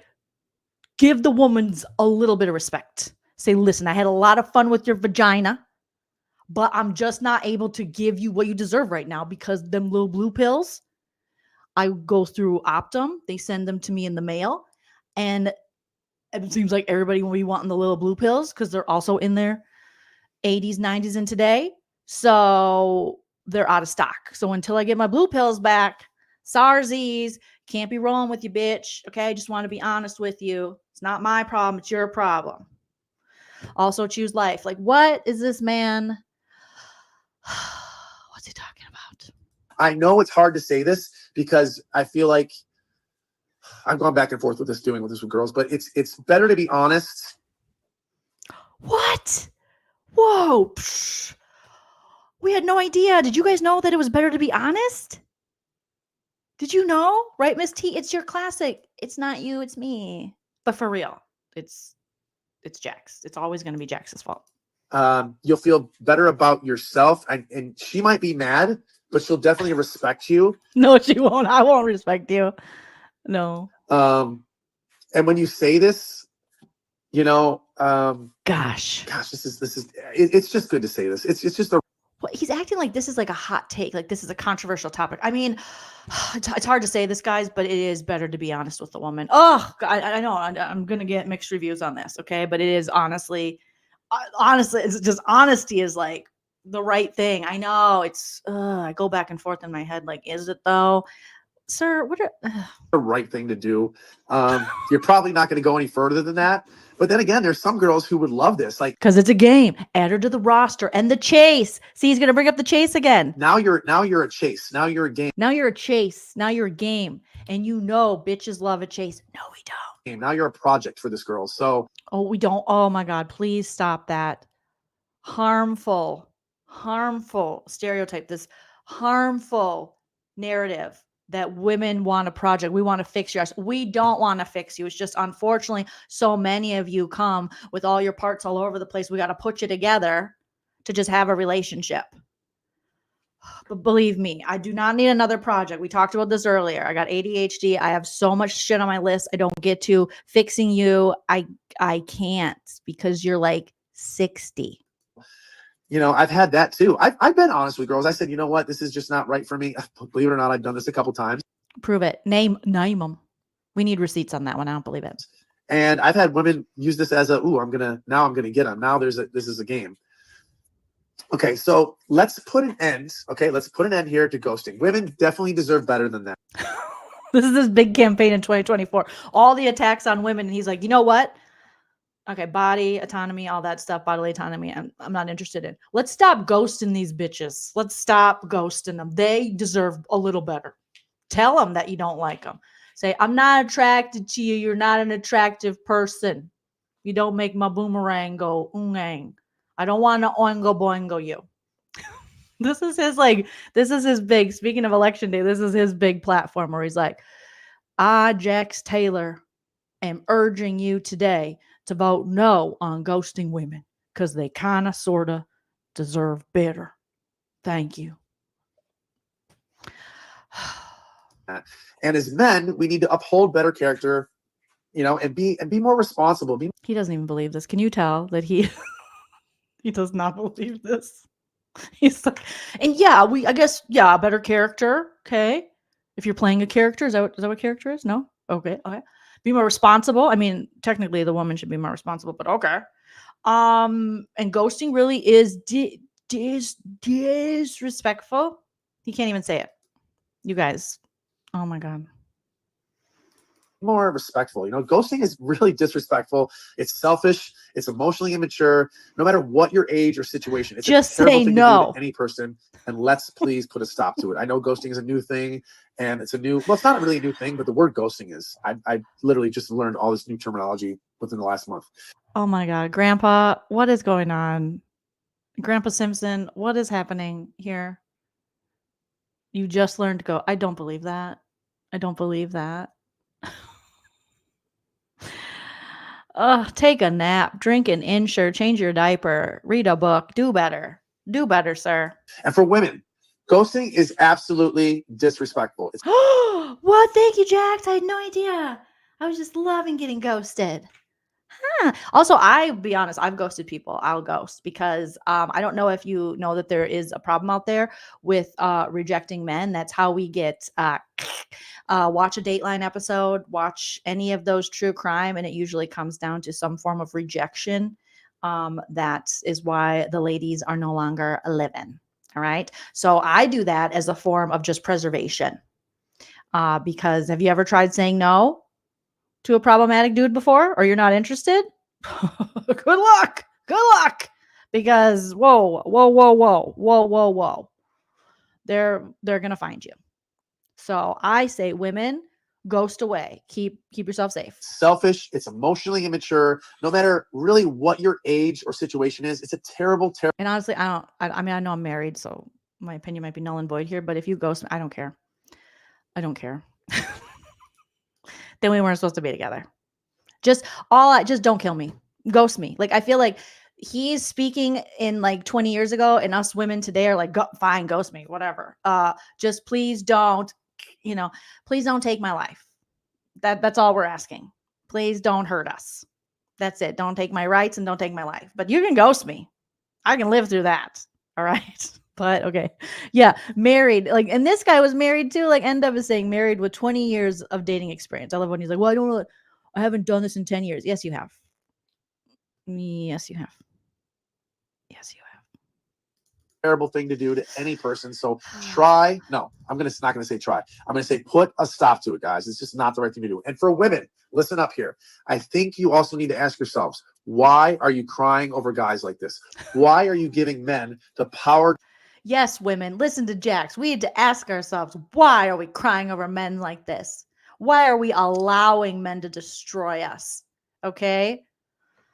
You just gave us a whole TED talk about your manipulation tactics and how you reel these women in, but yet now it's like, it's the bitch's fault. Really? If you want, we don't have to change as men, as toxic men. No. It's you hoes. You love it, obviously. It's not that society has conditioned you to believe that men who treat you poorly actually like you and just don't know how to express themselves, like we've been told since we were little kids. When the little boy hates you, he just likes you. No, he hates you. That's why he hit you. People who hit you don't like you. But we don't teach little girls that. We teach them, he just doesn't know how to express his feelings. So our whole life we're like, chasing these relationships that are bad for us. And people are like, why do bitches do that? I wonder why. To destroy your day, destroy your self-esteem. They aren't worth it. take back that power by doing something for yourself that makes you feel good. You know, go out with your friends, keep your mind occupied. And the next time he comes crawling back, leave his ass on delivered. Leave his ass on red. You know, the biggest blow to a male's ego is literally making yourself unbothered by life. Trust me on this. When you're Wow, you are really he should not be speaking on this. You have no idea what we have to think about. Do you know, just like this quote Cammie's saying, exactly, women are afraid men will K them. Men are afraid women will laugh at them. Like, do you not watch true crime? Are you not plugged into society as a whole? We have to be so careful with these fragile egos you talk about that you just basically said, talking about how powerful the male ego is and how it drives you. And the way we move and maneuver, we got to be careful. And you're just out here like, yeah, embarrass him. Yeah, hit his ego. And it's like, no. What if he knows where I live? He's never said, do you not watch 2020? Oh my God. you're unbothered, it drives guys crazy. Yeah, crazy. Like, it's happened to me. When you like a girl and she's just doesn't give you the time of day, it drives me freaking nuts. yeah, we don't want that. We just want you to leave us alone. They always say less is more, right? And when you're fighting with somebody and you don't respond, how mad are you? Like if I was fighting with Brittany, and she does this sometimes to me when we were married, if I'm fighting with her, she won't respond. And that pisses me off more than responding. Because you know you got them. When you respond, you know you got them, you know you're hooking them, and you know they care about you. But if they're ghosting you, like not even responding, it drives me freaking crazy. So here's another one. Sexting. Do guys like it? Absolutely. Oh, and, no. I'm not sure. Absolutely. I've been sexting this whole podcast. Just imagine Jax is just like, yeah, and then do this and do that and do this, do that, and then and he's just been sending dick pics the whole podcast while he's dropping these very superficial takes. I don't know if we can get into this or not, but I've definitely been caught many times doing this. Have you now? By maybe your wife?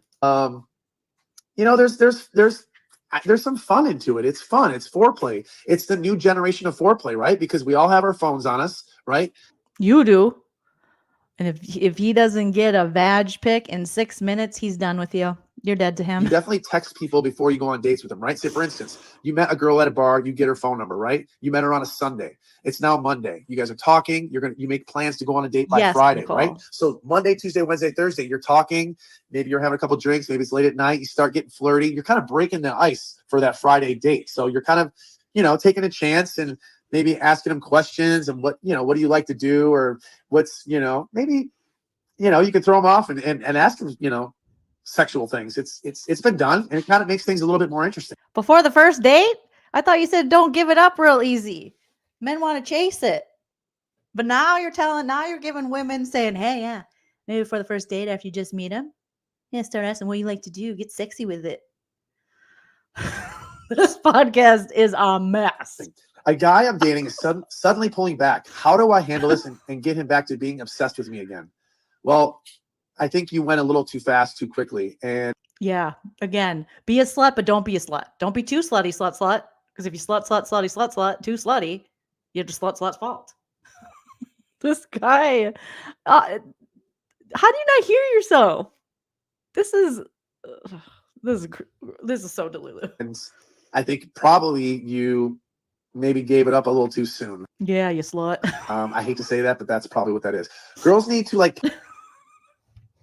Ow, I just hit my tooth on the microphone. I just can't. Sir, no one is going to listen to this and be like, that was informational. We're just going to laugh at you. Like, honestly, we have to. This is ridiculous. This is so ridiculous. You probably gave it up too soon. Now, men, we got to give it up. All right? But also, send us a picture of your tits. But also, don't let us look at your tits. What? But also make sure your tits are running away in the picture, because we want to feel like we're chasing your tits. Like, what is he talking about? Don't let your tits look directly at me. They should be running into a forest, and it should look like scary for you. That's hot. Oh my God, this guy is getting dumber as the podcast goes on. Give him a taste of his own medicine. Pull back. Give him a taste of his own medicine. Stop being cheat on him. Here's another one of those words. Stop being that pick me girl. You don't know nothing about that. You know, I don't know. That's my advice. I'm not attracted to my husband anymore. I love him, but I can't bring myself to be physical with him. Any advice? I do. That was your marriage, right, Jax? Brittany was like, we never have sex, bear chase. I want to do it. And you were like, I just can't. I'm a father now. I'm going to be a marketer for a hockey team. I take this seriously, Brittany. You have advice, and you're not gonna like this, but this is just the way it is. It's over. I'm sorry to tell you this, but it is over. If you, I'm so sorry, but it's over. According to Jax Taylor, it's over. You can't get. There's nothing you can do. If you're not attracted, it's over. So I've been in that marriage. I tried, but she was just too gross for me. It's over. can't be physically attracted to your husband if you can't touch him, if you don't. Can't even touch you. It's over. It's over. And don't waste each other's time. Don't go through the motions and just be like, hopefully. Don't go through the motions. It's over. Divorce him. We'll get it back again. If you're over it, if you're not attracted to them physically. I really hope Brittany does not listen to this episode, but I kind of hope she listens to the episode. But this is just him basically being like, oh, I know what that's like, not being attracted to your spouse. Can't even touch them. You got to end it. You got to end it. You got to end it. End it now. End it soon. You know, unless you're what, 60 to 70. Unless you're his age, 60 to 70. Maybe sex isn't important to you. Okay, maybe the little blue pills are back in stock and Optum delivered them to your front door. So now you're good. Years old and maybe. Also, 60 to 70-year-olds still get it in, sir. You know, sex isn't important to you anymore. I don't know, but in my opinion, if you're not attracted to the other person and you can't bring yourself to. Not in your opinion, in your experience. Give them any affection, it's freaking over. If you lose attraction, it's not just over, you guys. It's freaking over. Yeah, sorry, it's over. If you lose attraction, there's really nothing more that you can do. You know, it's over unless you're comfortable being in roommates in a sexless marriage. I don't know who is. You know, but once you lose the intimacy, it's been too long. It's not something you can force. You can't force something like that. Not everyone has the chemistry of Tom and Tom. You know, some just end up roommates. And then it becomes awkward, you know? In marriages and relationships, physical and emotional attraction goes hand in hand. When you're lacking the emotional and the physical is definitely impacted. Like you just can't. I would like to hear Jax define emotional attraction. You just can't go back to that. All right, the next one. We just started dating a couple months ago. How many fucking questions are there? Nobody asked him this many questions. I guarantee it. This is his PR lady he was allegedly having the affair with, maybe writing these in, or Jax himself. And his birthday's coming up. What do I get him? I don't want to do too much, but I also want to impress him.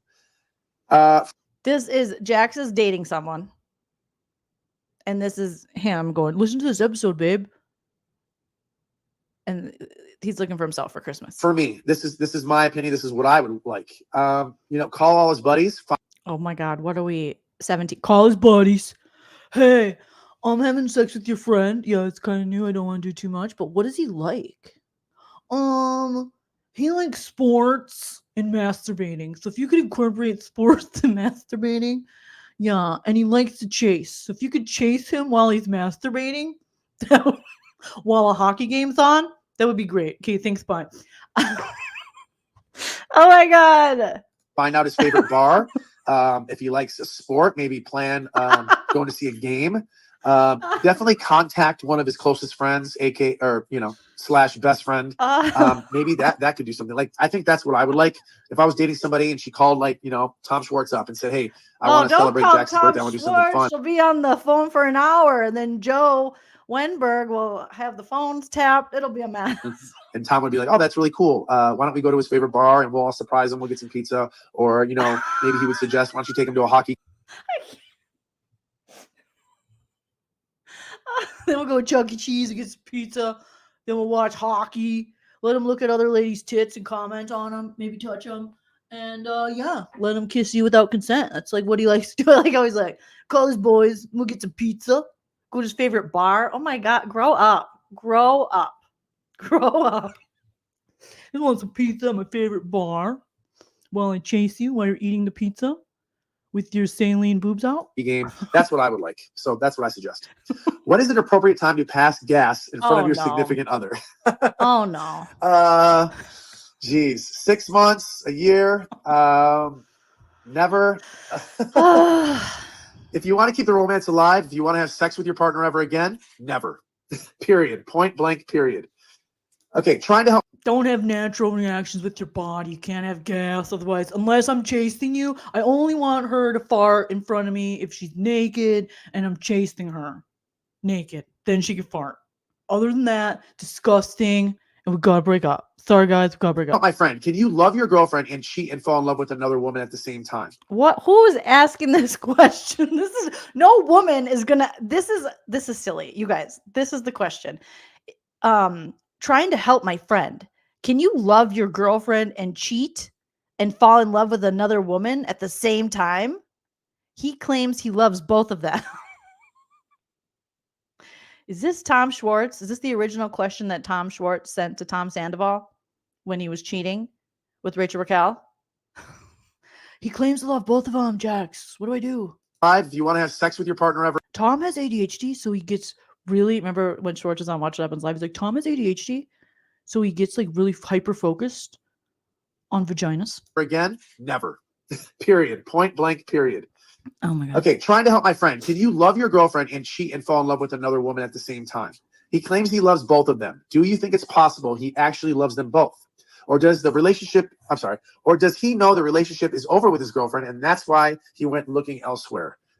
This is a Scandival. This is a Scandival situation because I think deep down inside, Tom loved Ariana, but I also think that their intimacy was gone for a very long time and they became roommates. Therefore, he wasn't man enough, and sorry, Tom, if you're listening to this, but this is the truth. He wasn't man enough to go to Ariana and be like, hey, listen, we haven't been intimate in a while. I think it's time to explore other options. We're both young. We both deserve to be in relationships. We both deserve to have sex and move on. You need to tell your friend. Like, I'm sure she's heard of Scandival. Just say, look what happened with Tom and Ariana. This is the perfect example. So tell the guy, be like, listen, or tell the girl, look what happened with Tom and Ariana. And Tom's like, I am. Oh my gosh. Sandoval's going to be so pissed. It's not his fault. He was very impressionable. Guess what? I was very impressionable when she took all her clothes off and jumped in my pool. I am.